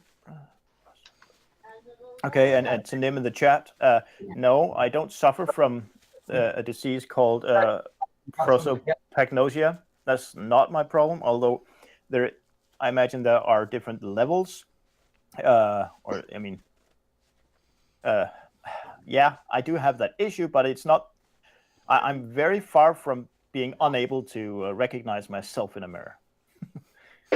It's nowhere near that that big of a problem. She doesn't normally go upstairs. Yeah, I'll admit, for me, I have difficulty recognizing some people, but it's mainly because if I don't interact with you enough, or quite frankly, if I don't care about your addition to my life enough, it's going to take me a while to remember who you are by whatever association it is. Yeah, and the funny thing for me is, some people, even if I take two of the people that I know or should know, so to speak, that I see a lot, through the year or just during a week or several weeks, one person I will not be able to recognize and remember. The other one I remember more or less instantly, within an hour or something, and I can't explain why. And it's not because of a certain. I mean, usually it would be because of a certain chemistry between me and the person, or a name, or just circumstances. But I have yet to find the connection. It's so weird. And even if I get to, especially if there's a person that I have to take a lot of time and effort into finally being able to recognize and remember the name of, if they're not in uniform all of a sudden, or are in uniform all of a sudden, and they come up to me, they're complete strangers to me. I mean, that happens way too often. Oh, I've done a double take a couple times, because not so much in where I was stationed in Florida, because I mean, hell, we were on shore duty in Florida. How much team building do you think we did off hours? Nothing. Oh, lucky. Well, I mean, team building is good unless you overdo it. Some places they do overdo it. Oh no, there were certain people that I hung out with, and it was more about drinking companionship more than anything. We actually got along and had those similar interests, and just said, "Hey, you know what? Let's go get fucked up tonight." Work is secondary. Nice. Yeah, but when I was in Japan, because a little more isolated, and because we are a deployable unit, we would have we call them shop picnics, where we would actually, as a work center, and generally one or two of the other ones that we routinely interacted with for maintenance actions, we would all get together and have just this big barbecue. And the first one of those I went to, I recognized a few of the people initially off the bat because, well, we were in Florida together, so I already knew them from then. But then there were a couple people I had to take a look at, because I was like, oh yeah, okay, now I recognize you. You want to go outside the back door. Well, that kind of get-together thing at a workplace or or volunteer workplace, so to speak, does tend to be a very important part of being able to tolerate each other, especially if there's not the best chemistry between some people. I mean, if you are able to hang out with all the exact same people that you are normally working with, and there is a unwritten rule that during this hangout you are not allowed to talk about work. Yeah, I will give. It tends it tends to force that sort of camaraderie building that way. Yeah, but put people together. But then again, I mean, the rate that we were a special breed to begin with. I mean, next time Cliff is in here, you should ask him about the AT pig piles. Or toothpick piles. Oh no, where we'll be in a doldrum or just in the middle of doing something. Like in my shop on the Kitty Hawk, we were notorious for doing it either in the middle or right after a general quarters drill, where someone would come in, pick a target, and just completely level them, like tackle them and lay on top of them, and then it was just a dog pile from there of everyone in the shop. Okay. Yeah, we had to get For no along. reason, just- We had to get along just as to- well in my division because there were only 7 of us. So. But Jared, wasn't that basically just a means to let off some steam in a non-violent way? I mean, I don't know how stressful it was to be deployed on a carrier. I'm not sure how non-violent you want to call it. Because we had a couple people who were of smaller stature literally climbing on top of the workbenches and doing moves from up top and landing on the pile. So there was definitely some danger to it, but it was more so recognizing who could actually let loose and relax and engage in that sort of... Yeah, it was horseplay. Yeah, it could have been considered hazing, but it definitely weeded out who could go with it and enjoy it and just let loose at a moment's notice, and the people who couldn't. And one of the people who couldn't didn't last long in the shop once I took over and was running stuff. It was probably about 7 months into it. 6 or 7 months into it, he needed to be transferred to a different shop. He couldn't handle the environment that we had in there, and also I determined he was a safety hazard because the last straw was when I asked him to prepare his workbench, his test set to go down to the calibration lab. Motherfucker shocked himself 3 times trying to disconnect the power to it. Oh, come on. And we're talking about what, 410 volts, 400 hertz or something? No, 440 volt, 60 hertz with a floating reference because we're on the ship. Yeah, golf clap. That's quite the safety hazard there, isn't that?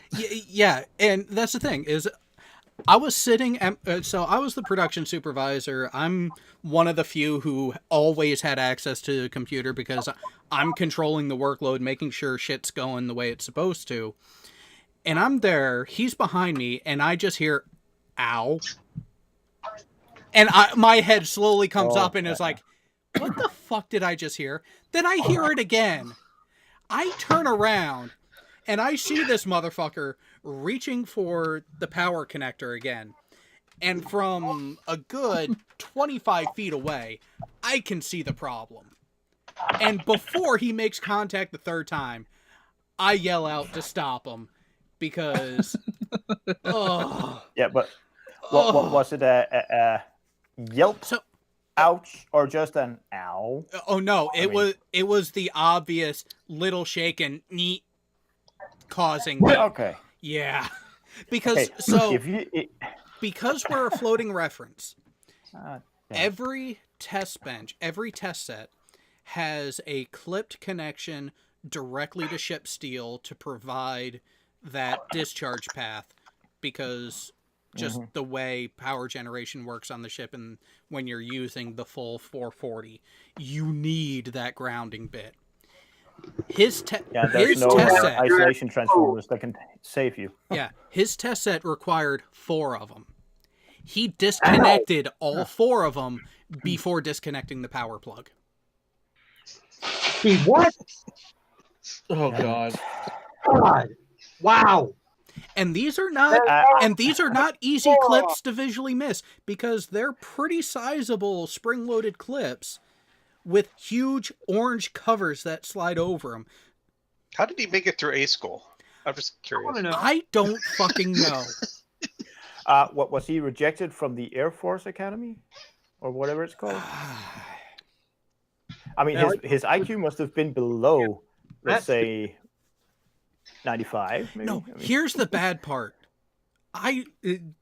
dude scored high on the advancement exams, but he's definitely one of those book smart, could barely fucking do his job from what I saw.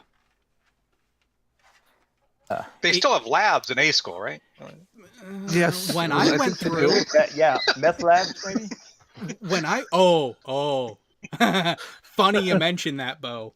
A couple months Oh, before no. I reported on board, there was a huge drug bust on that boat.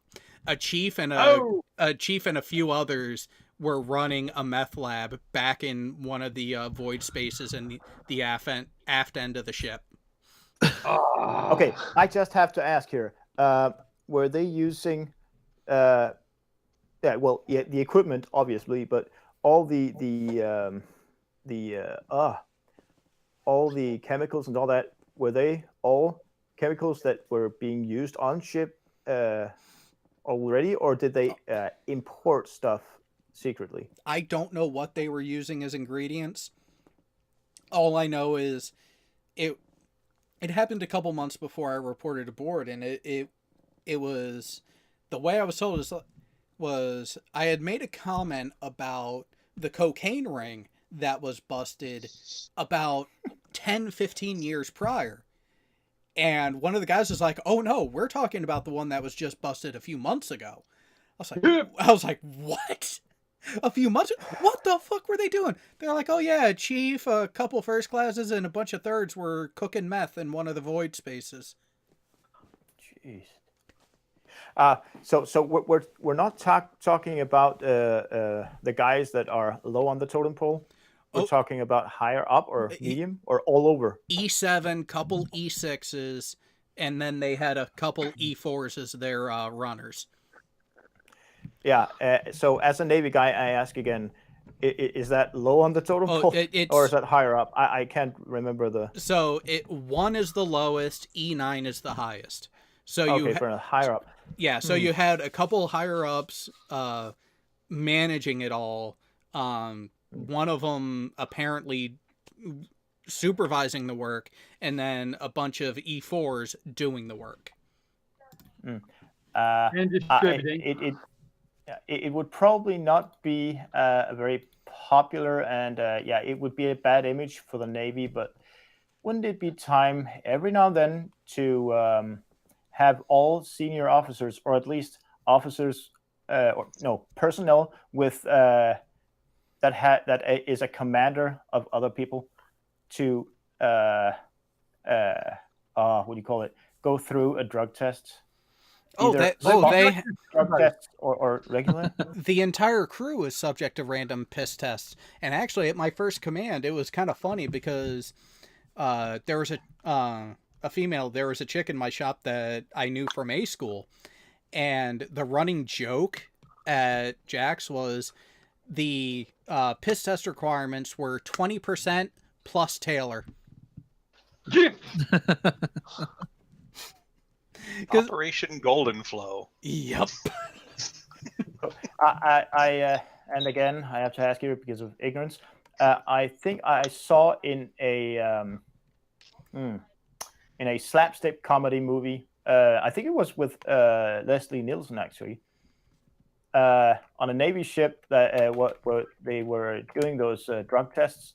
I think it was the scene was about someone, doctor probably, had to physically see the guy. Oh, it's not a doctor into the jar. It's not a doctor. Or a nurse, but oh no, it doesn't even have to be medical staff. They have part of the drug prevention program. You have urinalysis coordinators for every division on the ship. So every division of every department has a designated urinalysis guy who, when it comes time for a piss test, guess who's the one looking at everyone's junk? Okay, so that is literally the way it's done to make sure that nobody buys other people's urine. Yep. It's a sad world we live in. That makes me wonder if the Danish Navy or anywhere in the military have had the same kind of problems. Well, when when I was in, it was back in the late '80s, and that was towards the end of the bad years, and the military was starting to crack down heavily on the drug use, and we started the piss testing and whatnot. And yeah, even then, somebody had to watch your willy piss into a fucking cup.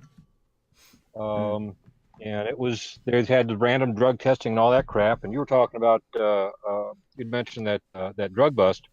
We had a company of Amtrak's,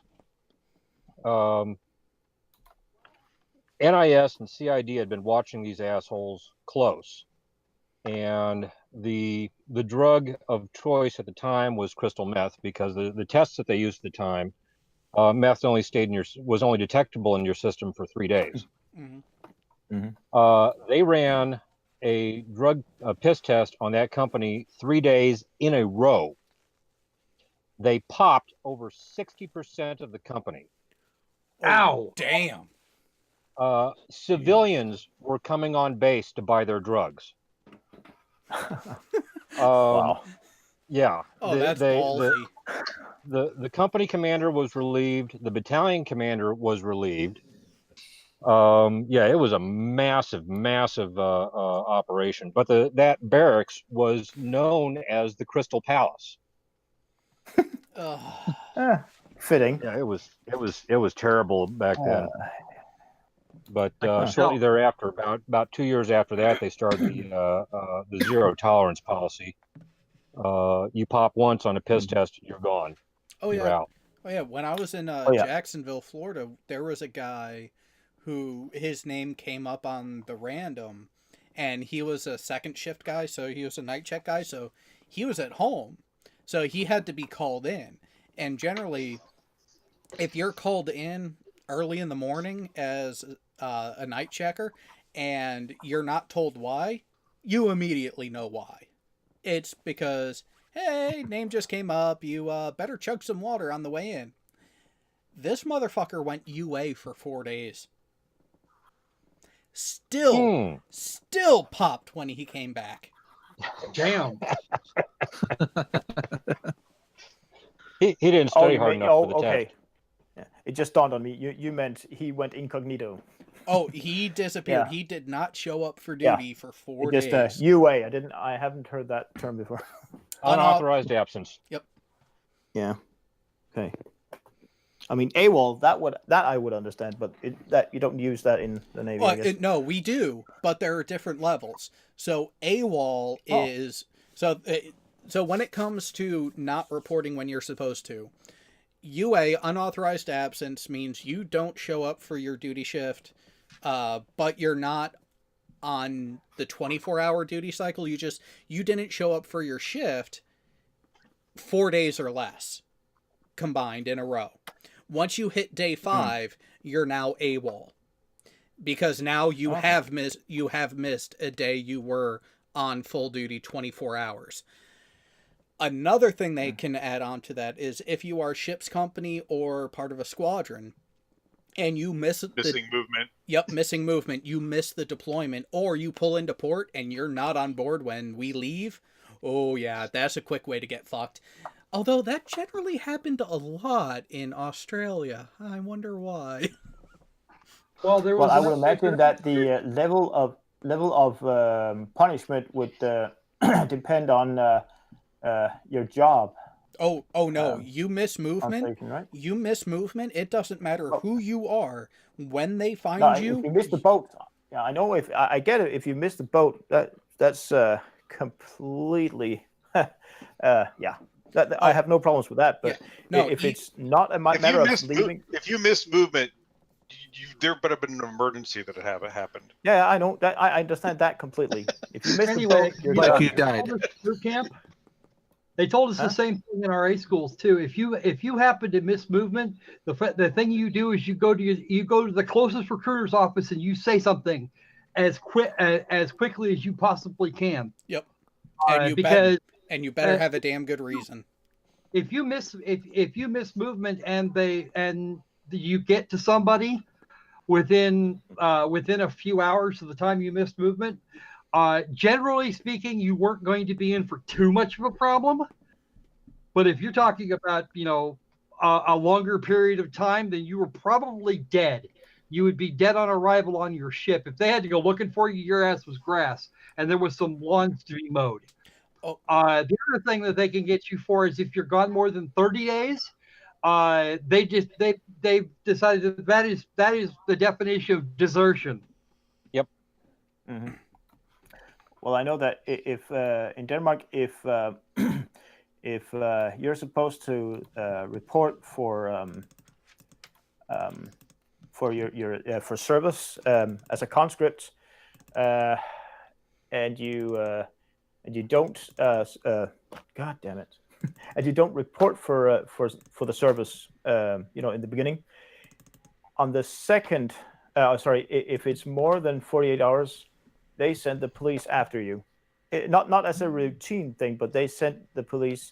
I shouldn't say hunting for you, but it's not a routine thing where the police, takes care of it, over a couple of days maybe. No, they take care of it right now, and arrest you, and bring you directly to the barracks.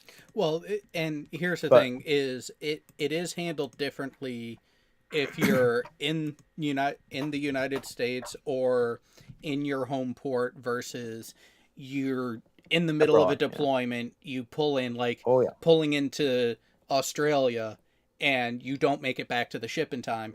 You better be in the hospital or on the pier, ready to jump and scale back onto the ship. Otherwise, your ass is either in the brig or going straight to Leavenworth, which is the military prison. I don't know how it would work for Navy personnel. You're in the hospital. Chances are they already know. They should already know. Not always, but yeah, they should. They're likely to know, but not necessarily. So it depends on. We had one fellow go. We had one fellow go UA in the field. Oh God. Yeah, we were. Now our company was, or our home was at Camp Pendleton, and Camp Pendleton doesn't have any training area for tanks, so they throw us in buses and they send us out to 29 Palms, and we borrow tanks from 3rd Tank Battalion, and we train out in the field.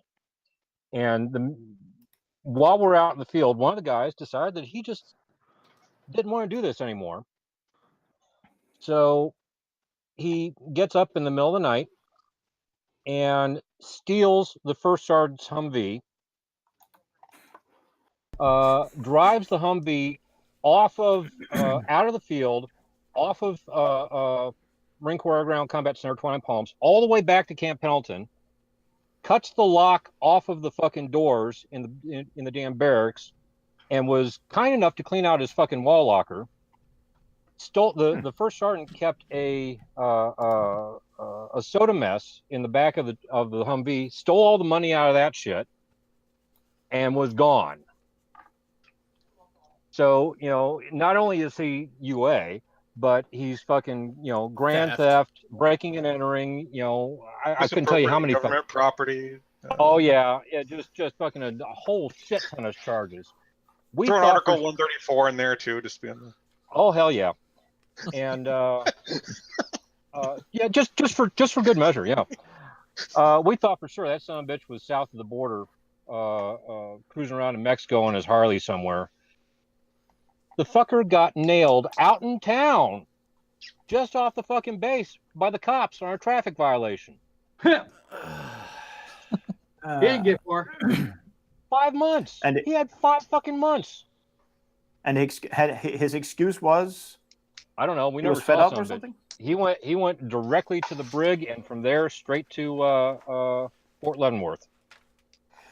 Okay, and this was in a time where everyone is there voluntarily. Yep. Yeah. Nice. Yeah, we have an all voluntary force. So. Yep. Nah.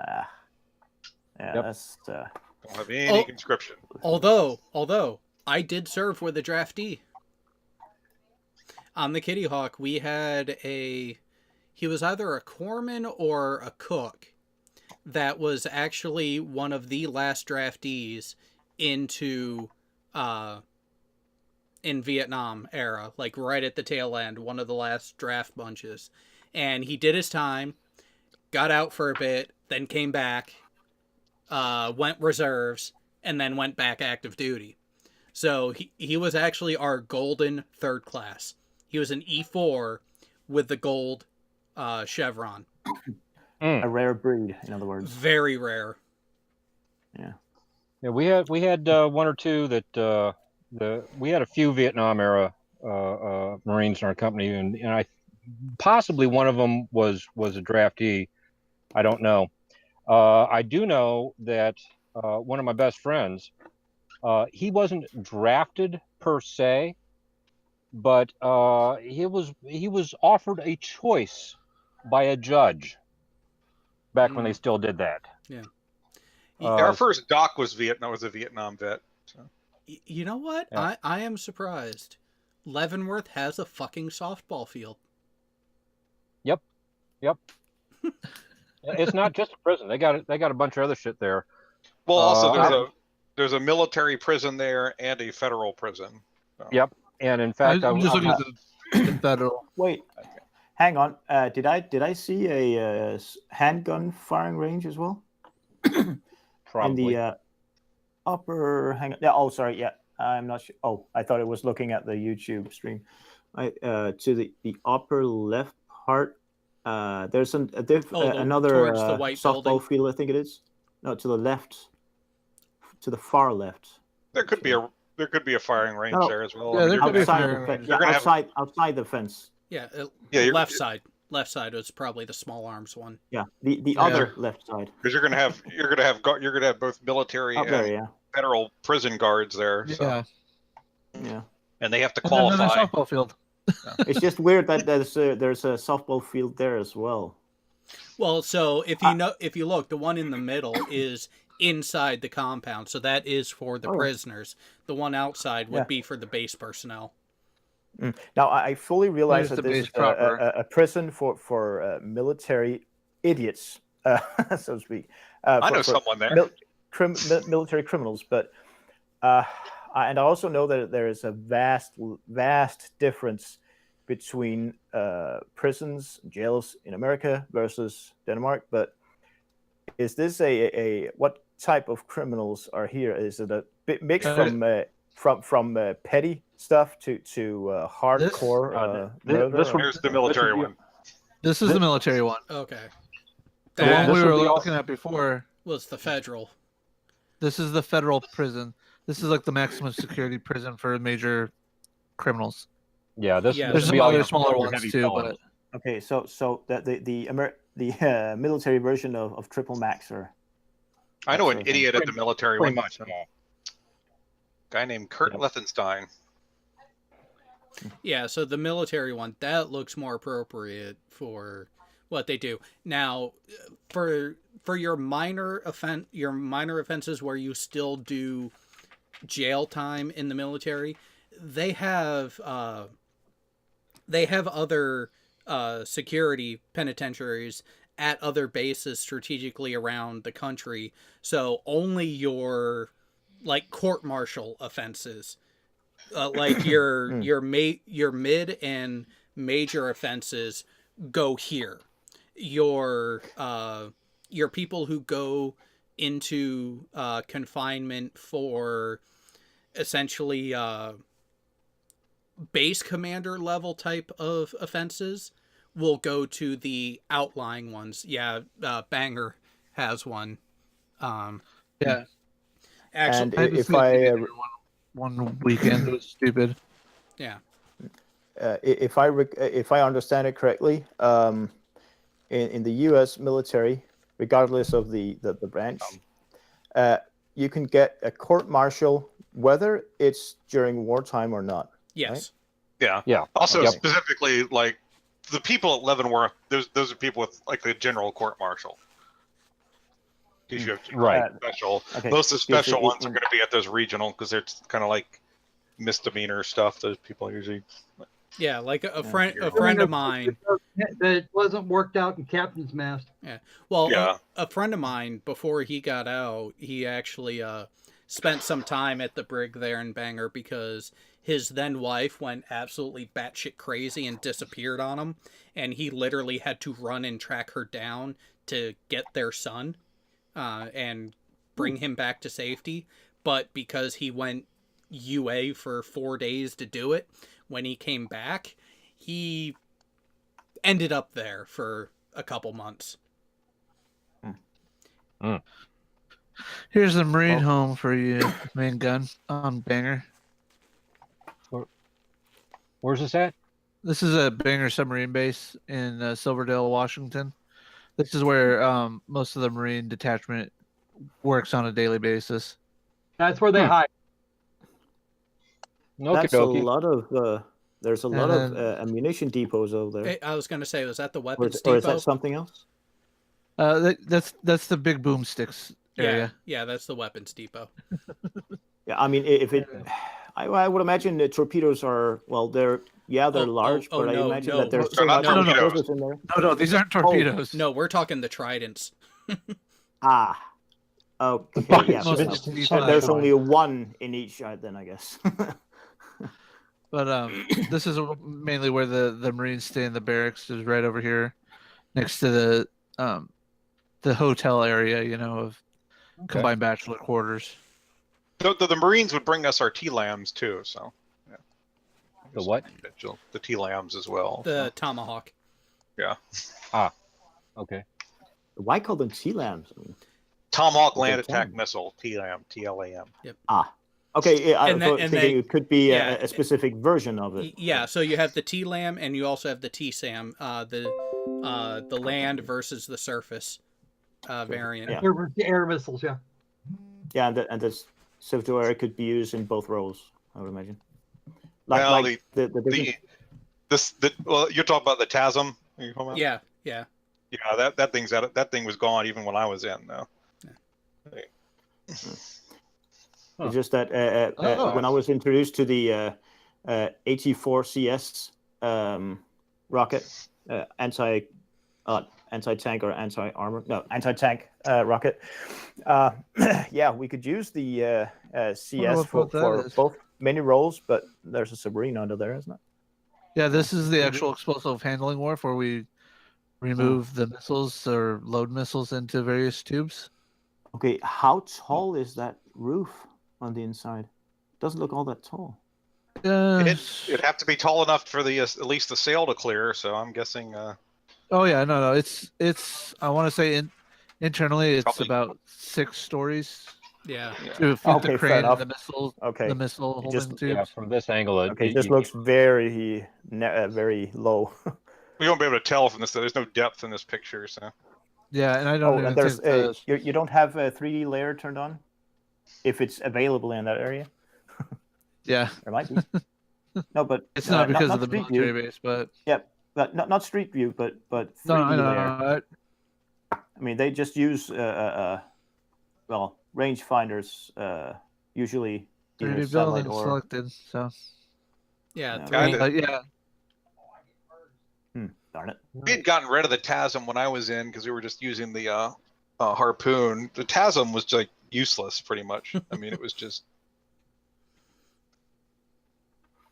It had all the limitations of a T-LAM, so how it was almost useless against a moving target. I mean, Yeah, the harpoon was definitely a better choice on that. It actually had the tracking system similar to the 120. because the TASM needed mission data, which basically means anything you did, you had to upload one of the tactical Prior. data network. They had to develop a mission package for it, and then downloading it in there so we could put it back on the. So it took forever I don't know what that is. to get a TASM launched at a target. I wonder if that's a second EHW. It Well, looks like Jay, it. try what do you call? I can't remember what they call it.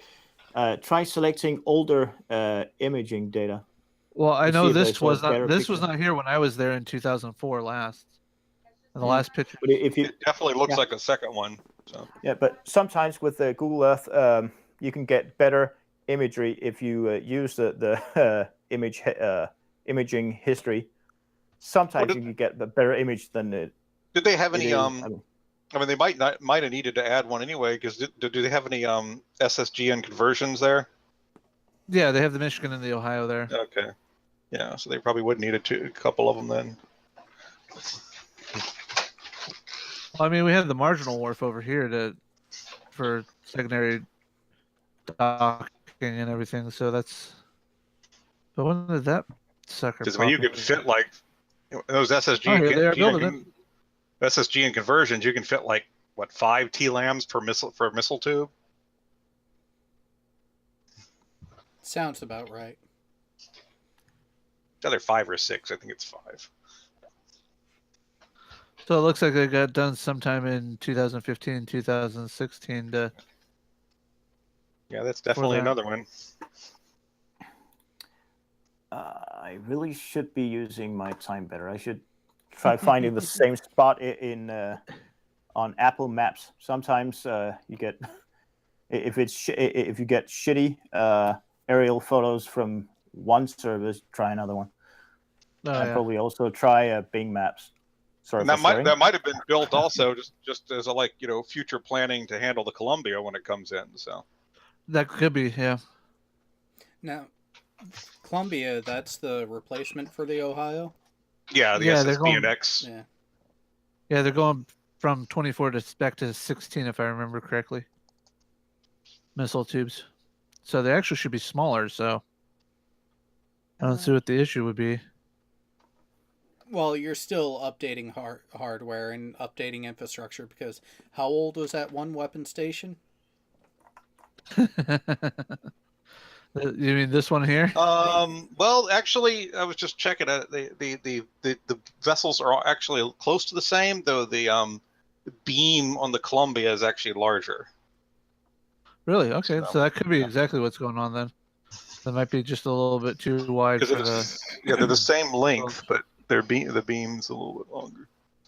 You mean there actually might be possibly giving the crew a little bit more room on a boomer? And it's actually a little bit more. It's a little bit more displacement, because it's like almost 20,000 tons submerged on the plans as opposed to about 18, 19. So. Tech? What this would be? What is that?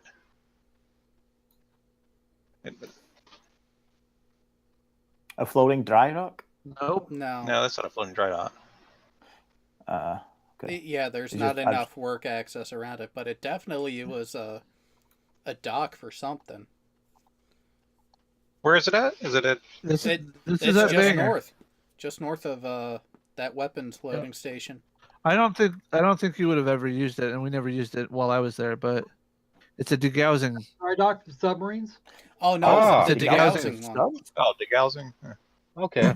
Ooh, does the American Navy still degauss ships? Not really, because we use actual anodidic plates, especially on the surface ships, for the entire time, so we don't have to go through degaussing like that.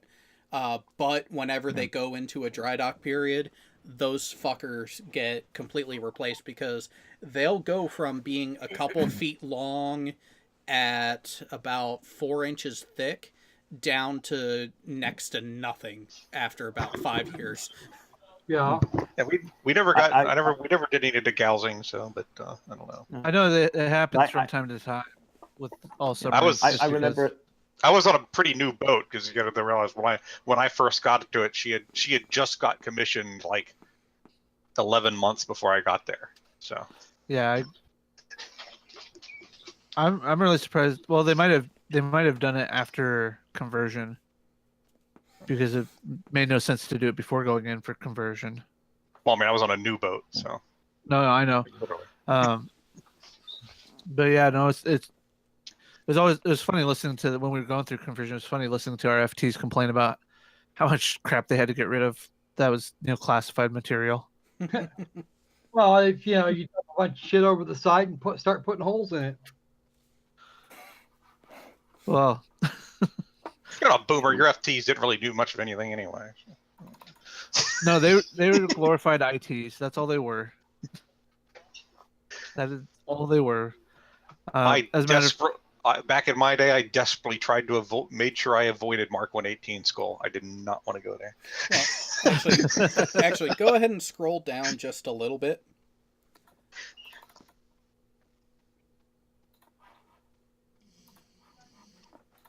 There. Everybody was trying to get busy one, busy two, CCS Mark 1 or CCS Mark 2. Yeah, so right there, actually go ahead and zoom in a little bit. Bo, what you're looking at on the right side of that triangle there, that is a dry dock. That's not a floating dry dock, but that's a dry dock. Yeah, you'll have to wait for the encoding to settle down so you can actually see what is going on there. Yeah. Ah, okay. Yeah, okay. Only one crane? Oh, yeah. Wait, is this a servicing dock or? Yeah, that is a servicing dry dock. Or that's a maintenance dry dock. That crane can move though, but yeah, there's only one crane. Yeah. And what is the sub likely to be? An Akula class or? That's an Ohio. That's an Ohio class. That's one of the older ones, isn't it? Yeah, it's one of the older ballistic missile boats, the type that I was on.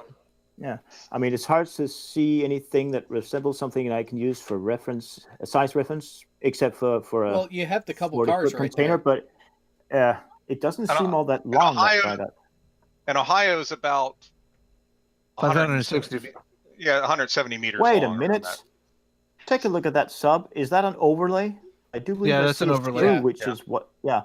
Okay, I was really wondering why I was able to see a screw. That didn't. That's not what they look like either. But go ahead. Well, I've never even heard tell of a screw that was bright freaking orange. Well, at first, because of the best biscuits and gravy on base are up here. I could just see an orange blob. So at first, I thought it was just a huge orange tarp. This one's also an overlay too. Over it, yeah. Yeah, that one. This yeah. one. Oh yeah. One too, yeah. Oh yeah. Oh yeah, it is. Yeah, but those Ohios are about 170 meters long. If you need a reference there, so. Yeah, the longest ones today are almost 200, 196. Was that the Typhoon? It's too. It's so long ago since I last geeked out on it. It was during when I saw the Hunt for Red October that I started. I wonder. I started googling. I think the Typhoon still has the record as having the longest sub. Yeah, I think so too. But it's only a little bit long. I mean, the Typhoon looks a lot bigger because it's wider, but it's actually only a little bit longer. It's only about 5 meters longer than the Ohio. But yeah, and that roof. It's wider though. It's quite a bit longer. Is probably retracted, but not all the way, I would imagine. No, it's all the way retracted. Is it? Okay. Yeah. Just that dry dock doesn't look all that long. I mean, for future. The front of the dry dock ends right about here. It just needs to be long enough to fit the ship and then the work doing around it. If you really want to see an interesting one, go over to Newport News. Yeah, they got dry docks here that can hold the carrier that they build those nuke carriers in. Those things are huge. Yeah. Actually, they can fit 2 nuke carriers in because usually laying the keel down on one while they're finishing off the second one. So you sometimes have that one dry dock to fit 2 carriers. Yeah, it's segmented up into two parts, but they can start fitting out one while they're still laying the keel down on the new one. So. Oh, that sounds insane. Yeah. That would take 2 weeks to. What do you mean 2 weeks? It takes like 5, 6, 7 years to build one of those things. 2 weeks to flood it. To flood it? Oh no, it takes a couple hours. Oh yeah. That sounds okay. The boat, the slow, the less it moves around with the. Up, yeah, that's up there. Somebody has a train. It's gotta be somewhere right around here, right? Yeah, it's right. It's that line, like just south of where you're. Yeah, right there. There it goes. might have missed it. Are we still in the same general? Oh no, we're on the no, we're on the other side of the U.S. now. as Okay, Joe would just- call the proper side of the U.S. I was just looking at Bangor Trident base on Apple Maps, and it has better resolution. It's just, and it looks like as if it's a some newer aerial photos too. The big dry dock actually I think is over on Norfolk Neste, not at the shipyard itself. Because keep in mind they did split the shipyard between the two sides. No, it is at Newport News. So. Now I do believe that they. Hang on. First. I think it's this one, like right here. Now I would imagine that they are. Yeah, they would have to be. That's it. Yep. When they put in a carrier for maintenance, do they empty the ballast tanks to make it fit in there, or is it deep enough so that they can just sail it right on in there without unloading everything? Because that. The ships, the surface ships, generally when they come in and they do a weapons offload and a lot of offload before even get like the day before they pull back in, so they mess with everything then. Well, actually, that could actually turn out to be a problem if you're not careful. Because if something happens during that last day, then well, they don't. We're not in a time of war like World War II, so they're not pulling in loaded with ammunition unless they're in the middle of the workups and actual deployment. That is the only time they are allowed to. Because even out of Japan, we would leave, and that night, that afternoon, that evening, the air wing would come in, and then the next day we would do a replenishment with the oiler and actually get our munitions then. makes me not want to be on an oiler.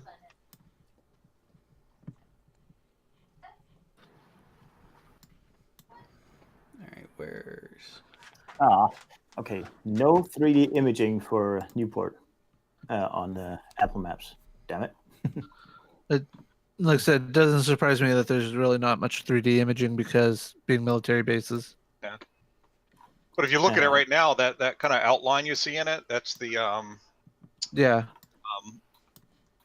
What is it? The new Kennedy being built, basically. Don't they have a prize coming up here soon? No, Enterprise after a while. That's the Kennedy there being that right there. Okay. I'm looking at. Or should I say that will be the Kennedy. Yeah. It seems. I mean, for practical reasons and monetary reasons, I see the idea of it, the logic behind it. But in terms of tactical issues, I'm surprised that there's so much Navy hardware in such a small place. Oh yeah, I'm from Virginia Beach. I'm from that area originally. I'm from Virginia Beach. I used to joke that like that whole, you just one nuke right there, you wiped out 2/3 of the U.S. Atlantic Fleet and its command structure. Yeah. Pretty much. Oh no. So when I was in Jacksonville, they were already talking about retiring the conventional JFK then, and I immediately started asking the question. It's like, okay, so when are they going to make Mayport capable to handle a nuke? Well, we're not quite sure about that. I was like, why? And some people actually had the audacity to ask, well, what do you mean? It's like, think about it. The only other conventional carrier after the JFK is the Kitty Hawk, and she's out in Japan. So where does that leave all your East Coast carriers? Either out on deployment or in Norfolk. Not really a good idea to put all your eggs in one basket. What happened in December of 1942? Yeah, I know what it was. But well, it's not just the ships there. I mean, in Norfolk, Sublant headquarters is there. Sinklant headquarters is there. Navarland is there. I want to know why. There's a lot there. I want to know why they. Yeah. I really want to know why they did that. That sounds like a really retarded way to do shit. See, it would make sense to me. It's bad enough we're talking about Norfolk, okay? Yeah. Well, to me, it would make sense for Comsublant to move up to Groton. Totally. Because but there's nobody that would want to hit one of our major shipyards. Oh no! Oh no! Said the man in November of 1941. Yeah, but not only that, you have the major shipyard, you have a major naval base, you have the only master jet base on the East Coast. Yeah. Not to mention a master amphib base. Yep, master amphib base. There's a refueling depot and a weapons depot there. An air station. 3 army bases. We got similar stuff in the Pacific Fleet, right up here, between the Everett Homeport and the shipyard in Bremerton. And even if you throw in Whitby, it is still a wider dispersal than Norfolk. Obviously. Yep. And that's because there's more military bases in Hampton Roads there than there is in some states. And if you could wipe that out with conventional bombs. Yeah. If there's one good World War II airdrop, and there is for Rhode Island.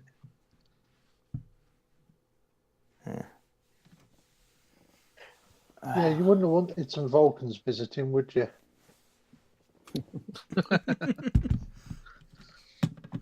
Wrong mouse. It's the Econ. After all these years? Sorry.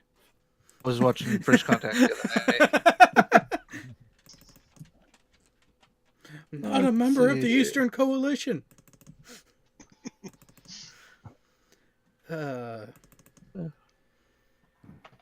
And you know what? After Generations, First Contact was so welcomed. But then they ruined it with both the next ones. Hey, why are you going to Quonset? Or are you looking for Groton? I don't know. There was some parts of Insurrection that I thought was good. I'm just scrolling around now. I'm not okay. even caring at this point. Oh, by the way, I'm not sure how much you can trust it, but I do hear a couple of different YouTubers or competing Star Trek nerddom YouTubers talking about the possibility of Picard coming back. No, not that. We talked about that last time. No, CBS, and I can't remember the other company. Paramount, Viacom. Yeah, Viacom. That was not the other Viacom. Really confusing. That they are going to not merge, but start cooperating again, in terms of actually being able to produce Star Trek really Star Trek related Star Trek material, so to speak. Well, so, part of the problem with that. Yeah. Well, part of what sparked that is the deal that they made with Bad Robot to do the JJ verse. All of the merchandising profits from it went to Bad Robot. The only money that the IP holder for Star Trek made off of that was off of the movie itself. And we all know how those ended up. So yeah. So they're trying to get out of that bad deal and try to get back to some semblance of true control over the franchise and the IP, because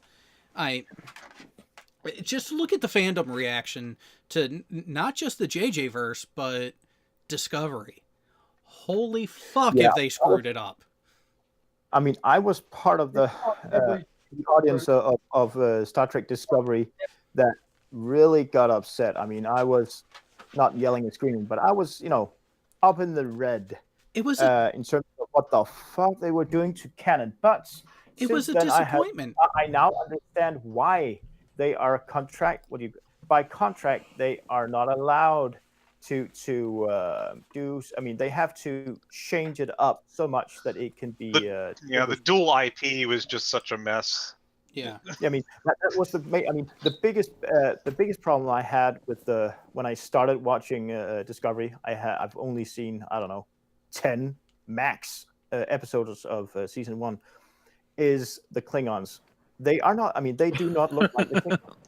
Oh, they screwed up so much of it. Yeah, but the only reason why they don't look like actual Klingons is because of a contract. They're not allowed. They weren't allowed to make it look like. But they had to change it. They had to change a certain percentage of it.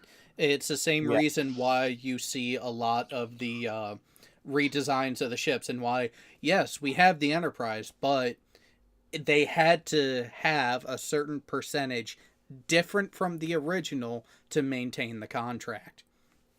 Which is why the subtle differences are there.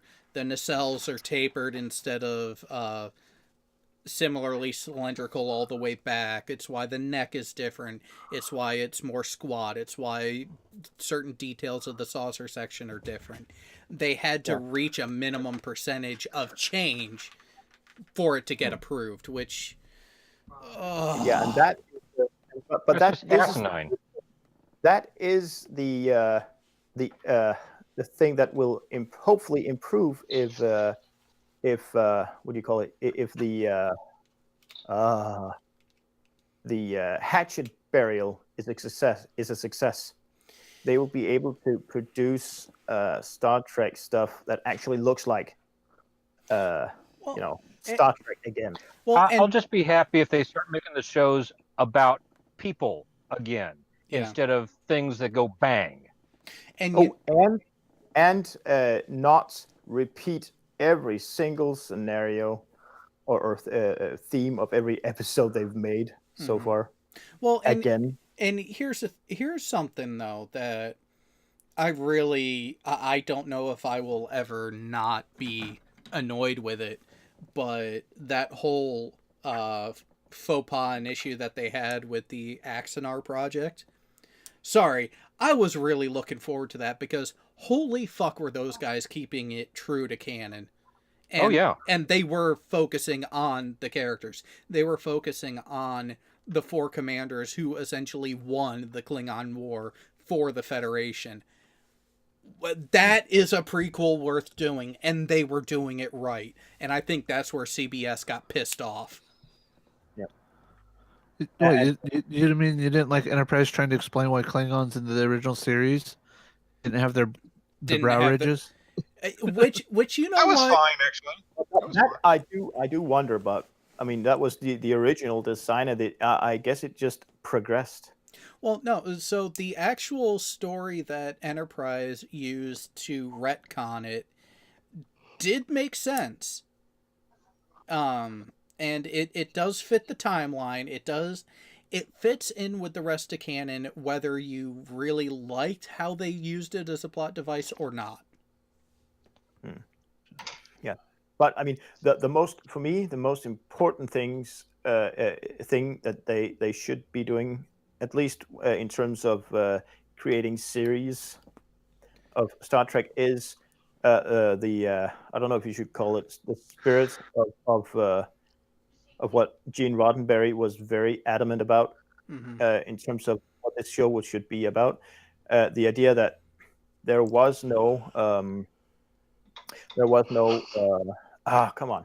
It was about people and not war or sex or drugs, all that. I mean, yes, elements of it, but as I remember, he was an atheist, maybe not a professed atheist, but he had the mind of it's okay to have religious themes, but actually, I watched a documentary from, I want to say it was either season 4 or season 5 DVD of the box set of TNG, where Will Wheaton actually credited Gene with the reason why he is a secular humanist. So you're not religious, but you're not strictly an atheist. It's that muddled in between without getting into the divine. I just miss the damn. The show was always about the human condition. It was always about how people react, how Yep. And it's not about that anymore. It's about over the top action. Yeah, if you want to watch that, you watch the Orville. That's what I do. You know what? And Orville is more Trek than Discovery. What? And that's By sad. far. By because far. I don't have access to Orville in Denmark, and I've tried. Okay, it's See, here's the thing. I've been watching Discovery. I've been watching Discovery, and have determined that it is actually Social Justice, the TV series. Yeah, I mean, it has practically nothing to do with Star Trek. I mean, I haven't started watching the series again. I haven't started. I mean, I left at the 10 or so episodes of the first season, but I have come to terms with it as a Star Trek series. I mean, as a series alone, without thinking about what the heritage is, it is a good series. I mean, the visual effects are good. The acting is, it's okay, I guess, but it is a bit too much forced SJW-ish content. I don't know what you want. I mean, they overdid it a little bit, I think. Yeah, it definitely missed the mark. And part of the backlash and the reason why it got the reception it did is because they were touting it as the Prime Universe, the Klingon War, shortly before Kirk's 5-year mission. So, hey, there's this established visual, there's this established chronology, there's everything that is already known, already in place, and we're gonna fuck with it. Yeah, this is not canon, but it is canon. It's but another thing, I mean, I grew up on the Next Generation series.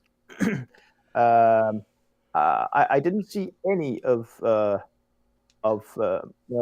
happened in all those episodes of that series happening in real life, not in Denmark anyway. But there's so many entertainment TV series, whether it be action related or comedy or whatever, romantic or whatever. But many, if not most, TV series back then, at least, used current events, not as a subject, but for example, if there was a huge issue with racism at some point, they would use that as a source material for an episode to try and not expose, but try and shed some light on it and what could be done differently.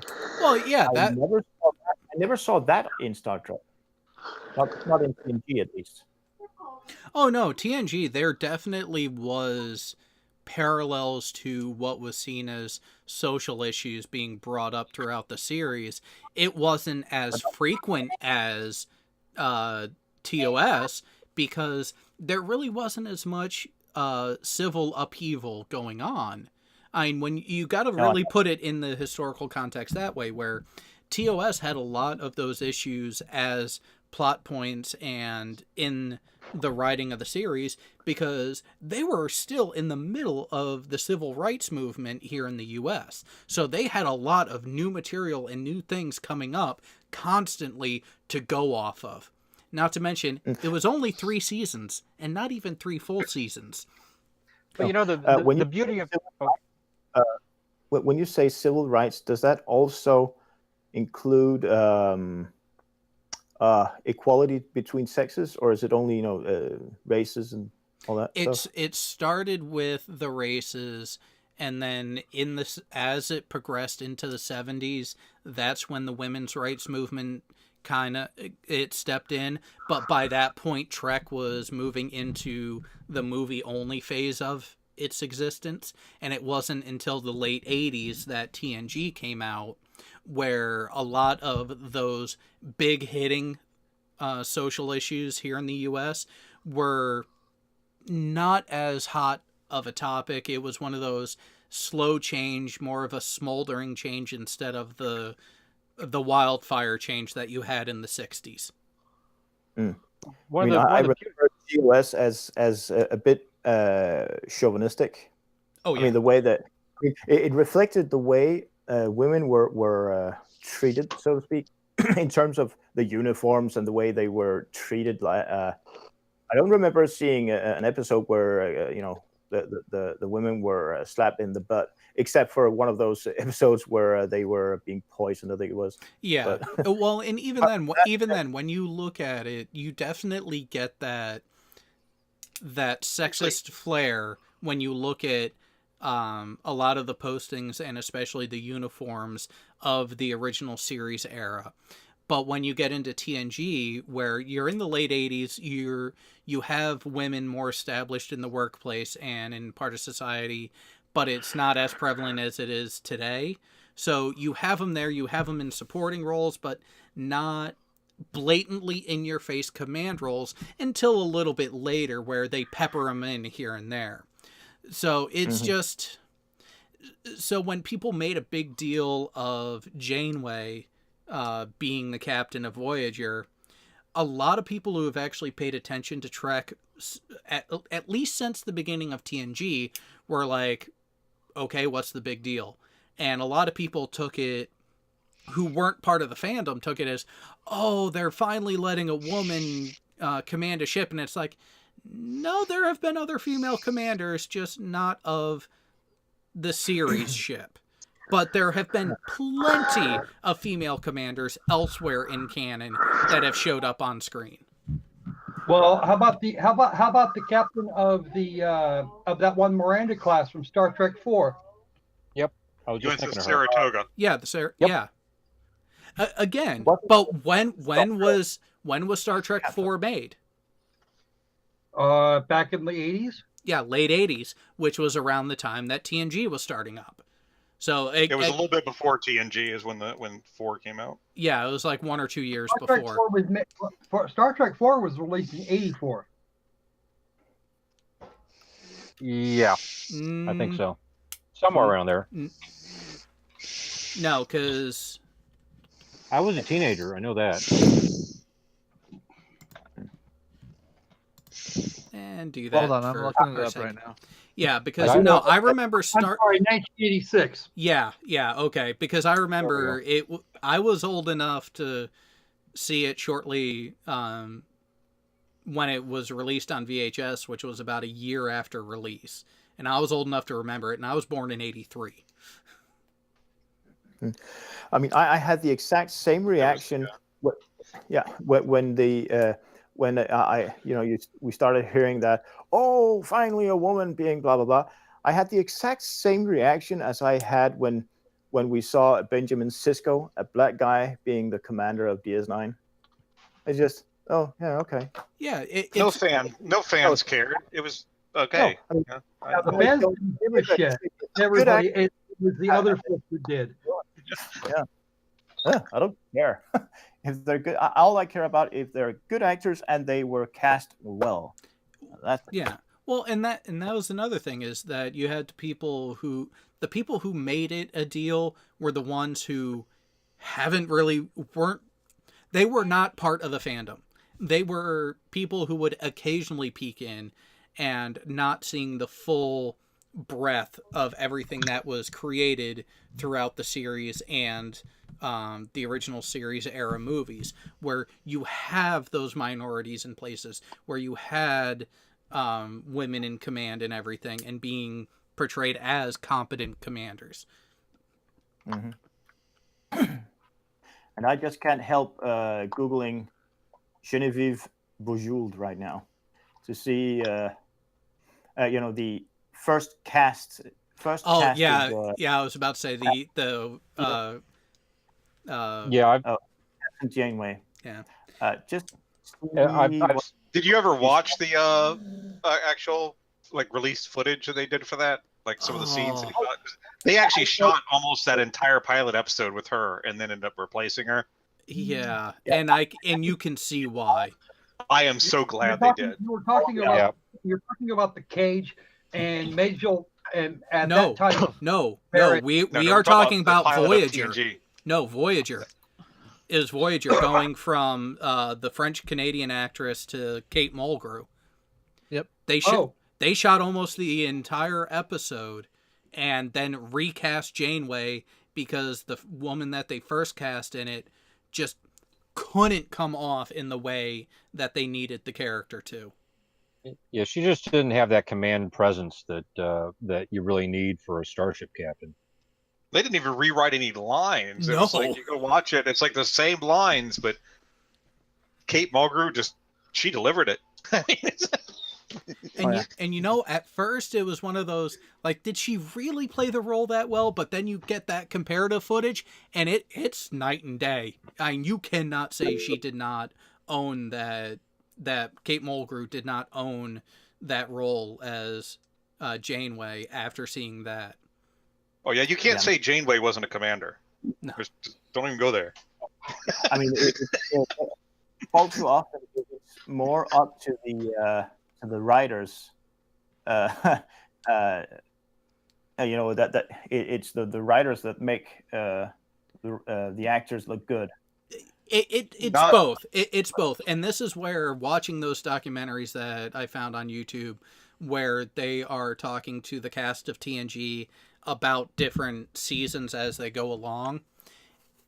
Troy, Marina Sirtis actually brought it up to where she was complaining about how other characters were getting a better and more poignant development than her character was. And what she found out is it was actually attributed to the offstage stuff, the backstage stuff, where those actors were talking to the writers, were actually bouncing ideas off the writers that actually helped the characters along.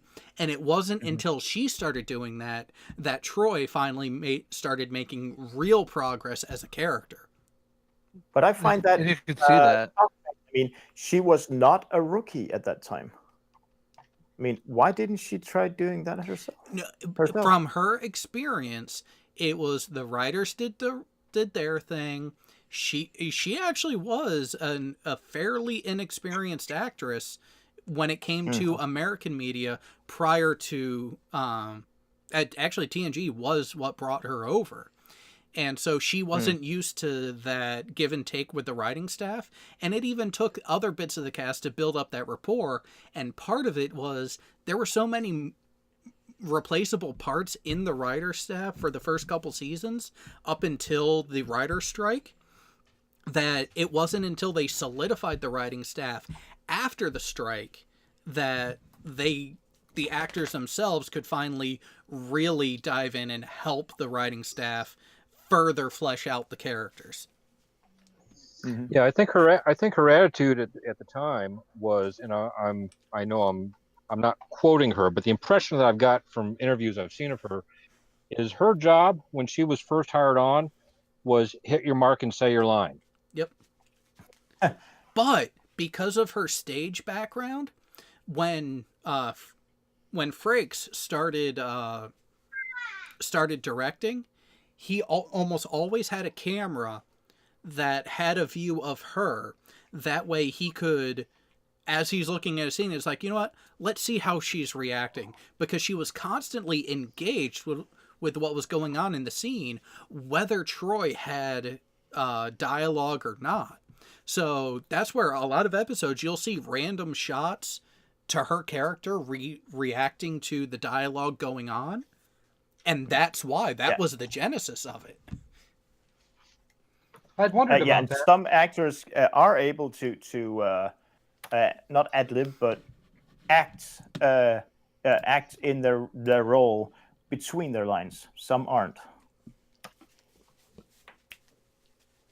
I mean, I in the when I worked in the rental business for audio and blah blah blah, every now and then I went to to film shoots in Denmark.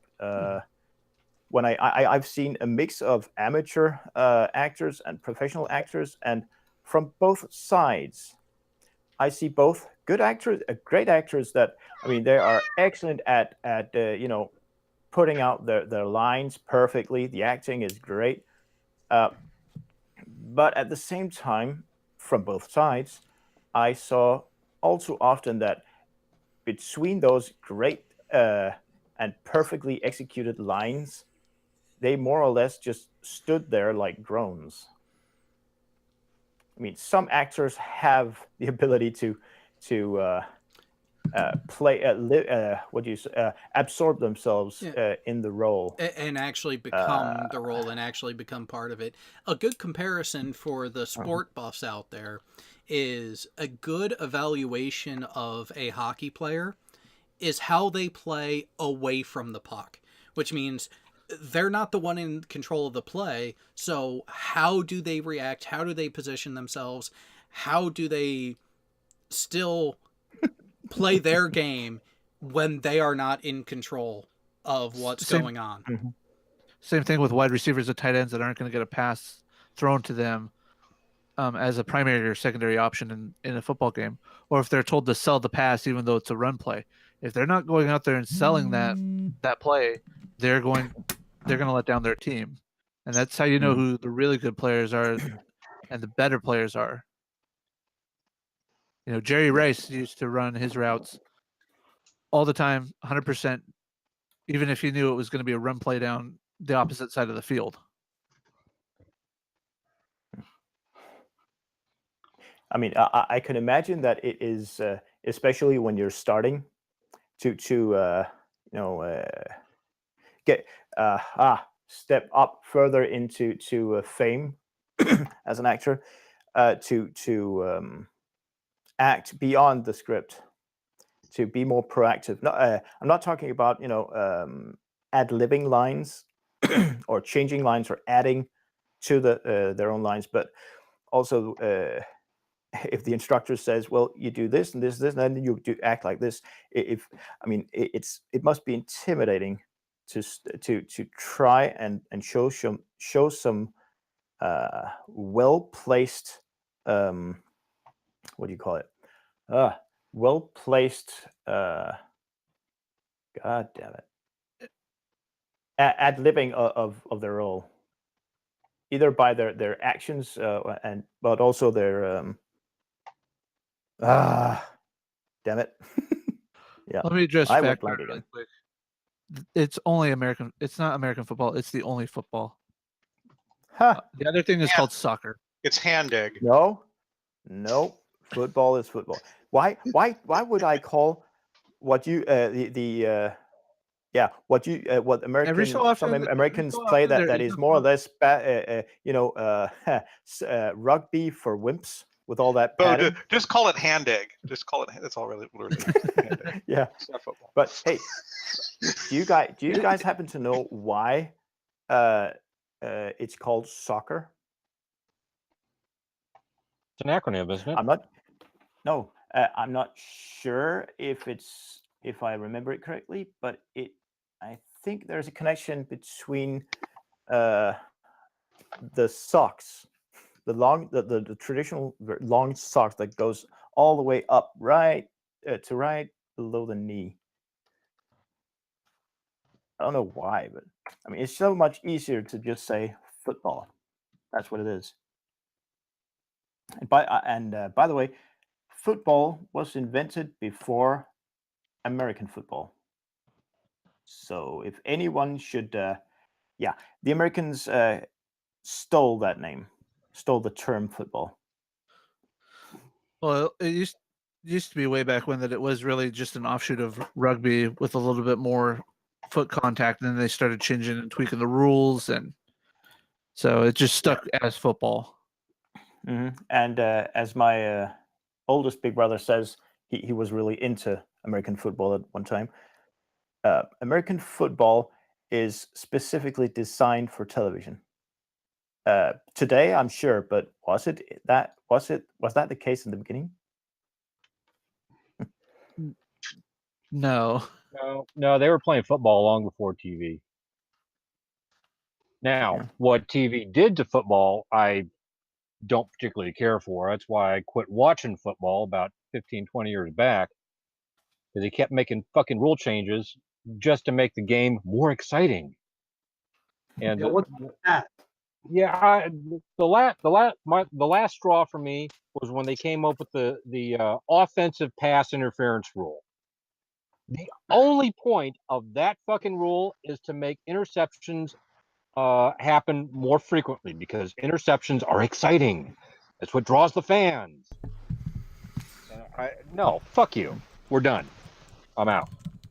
Oh, here's one for you. Everybody remembers Gates McFadden, right? Yep. Yeah. Yep. Now, do you know why we got stuck with Pulaski for the second season of The Next Generation? Yeah. She bailed for that season, didn't she? They had to Uh, renegotiate.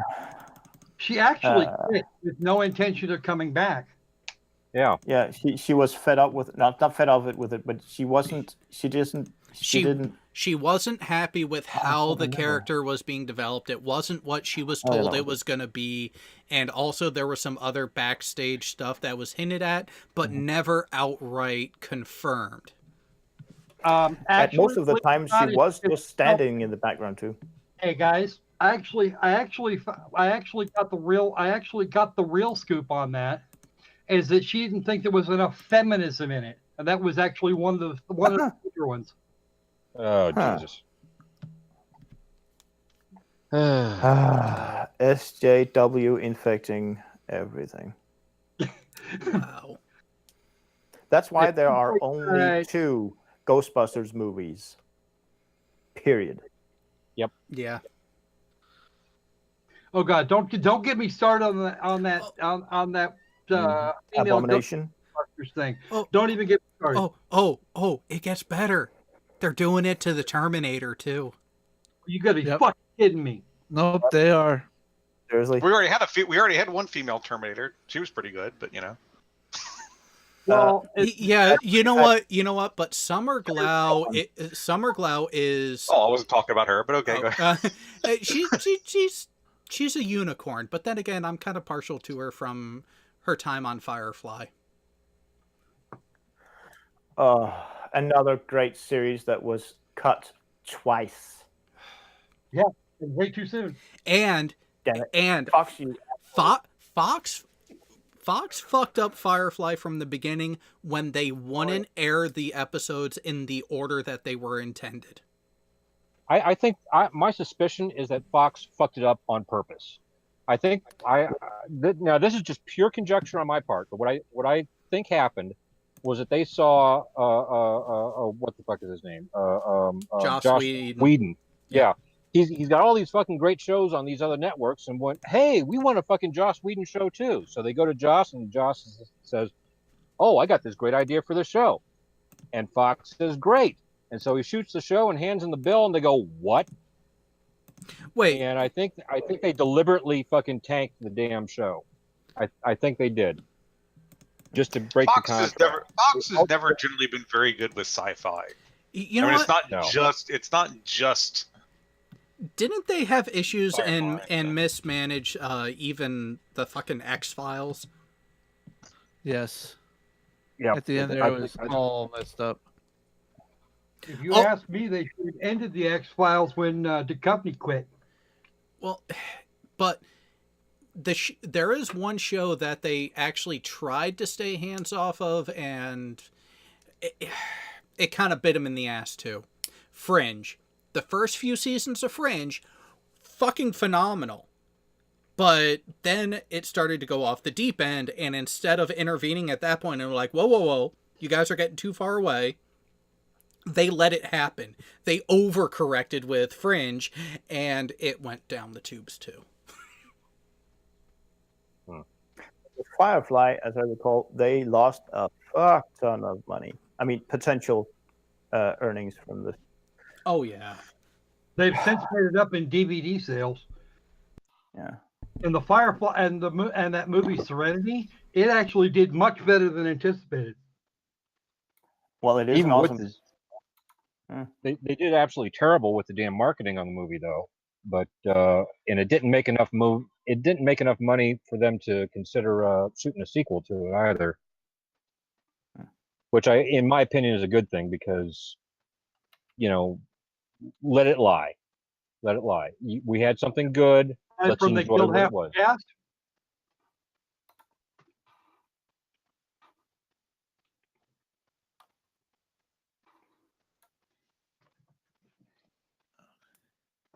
Is everybody there? Wash and Book both dead. Very dead. Yeah.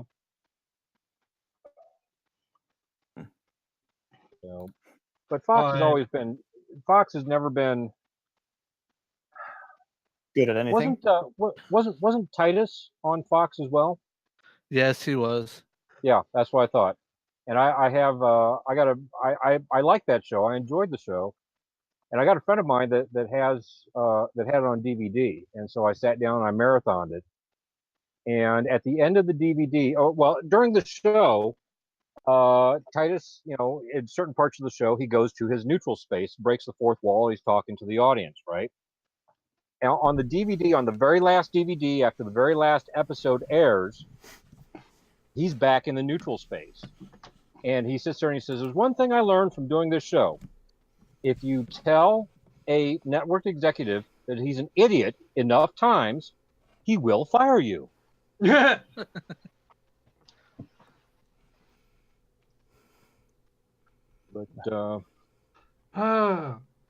so Jay, apparently you're stealing from my server now. Yes, I am. And again, I'm upset that I don't have access to it in general. Dude, damn it! Why didn't I think of that? Is there a website where you can stream it for free in the US? I don't know if any of you guys I don't know if any of you guys are old enough, or Alan would be. But does anybody remember the original Battlestar Galactica? Of course. Yeah. Not as it aired, but I did see reruns of it. Yeah. Okay. How about Galactica 1980? Yep. Nope. Yeah, I remember that, unfortunately. Much as everybody hates to admit that it ever existed. All right. So, which one do you guys prefer? The old one or the newer one? I like them both for different reasons. Yeah, I would have to say overall nostalgia, I would prefer the original, but the new one, for being a relaunch of it and how they redid it, it wasn't terrible, especially the graphics. I mean, that is one thing that they didn't absolutely destroy. As reboots go, the new Battlestar Galactica was an example of doing a reboot the right way. Yep. Yeah, that was my opinion. A couple of seasons at least. And the absolute worst example of how not to do it is Ghostbusters, not third movie. Well, there's a lot of examples in that realm of how not to do it.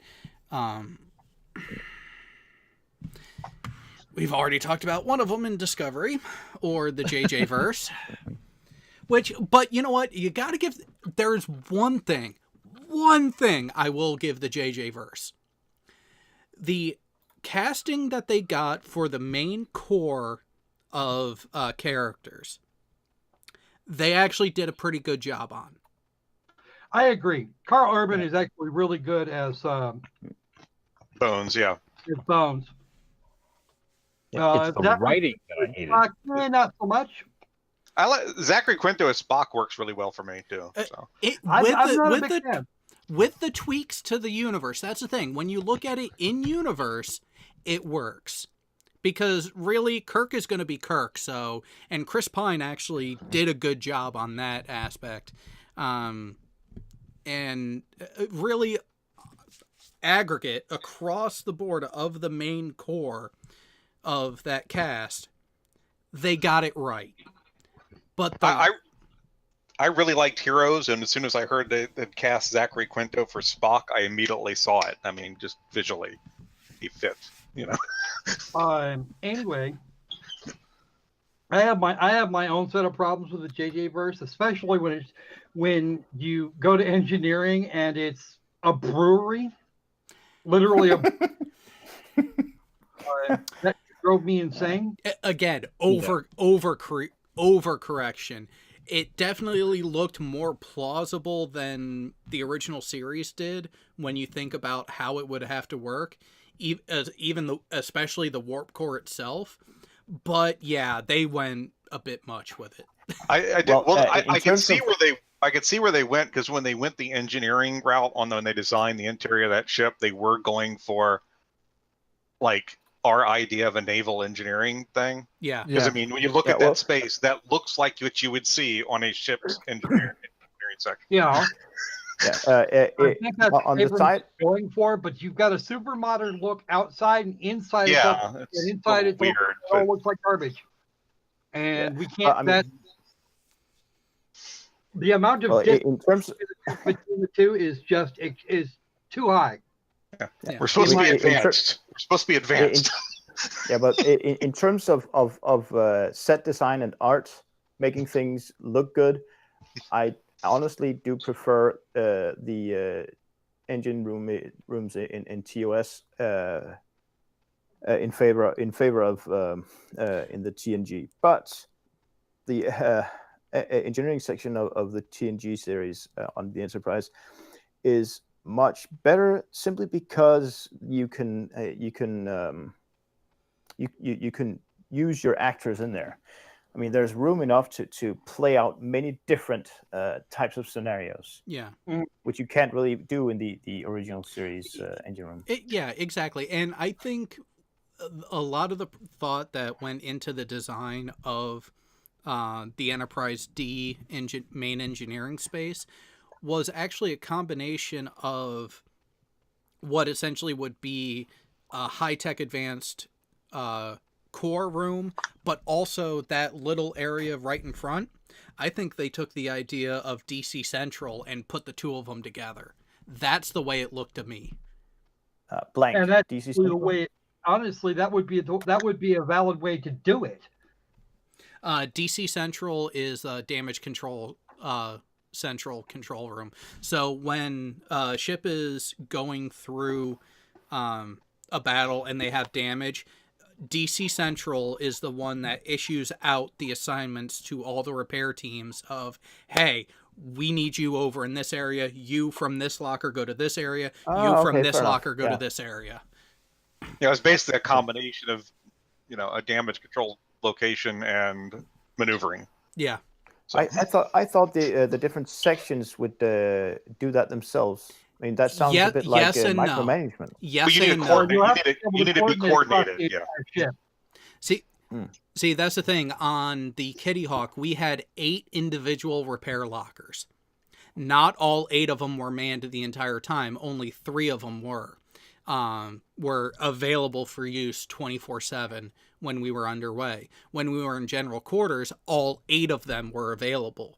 So think about that. The size of the ship, you have 8 repair teams to manage, and you have overlapping areas of responsibility. Yeah, so you have many things in all lockers, but of course specialized equipment in certain lockers. You have that, plus it's that whole, because of there's the overlap, you can have damage take place that's in between 2 repair teams, and instead of just letting them do their own thing and have 2 go to one place and neglect another, no, it's the way it's done is from top down. The initial assignments do come from DC Central, but as you fix one area, if something else comes up and it's in your area of responsibility, you can go and assess your flight lead, your scout will go assess certain areas as they're popping up and report in while the rest of the team is still working to finish up job one. And then DC Central is like, okay, now this one's more critical. We need you to this one. Okay, this team that also covers your area, that area has this high pry. Now they need to go there. And so it's a finely tuned dance.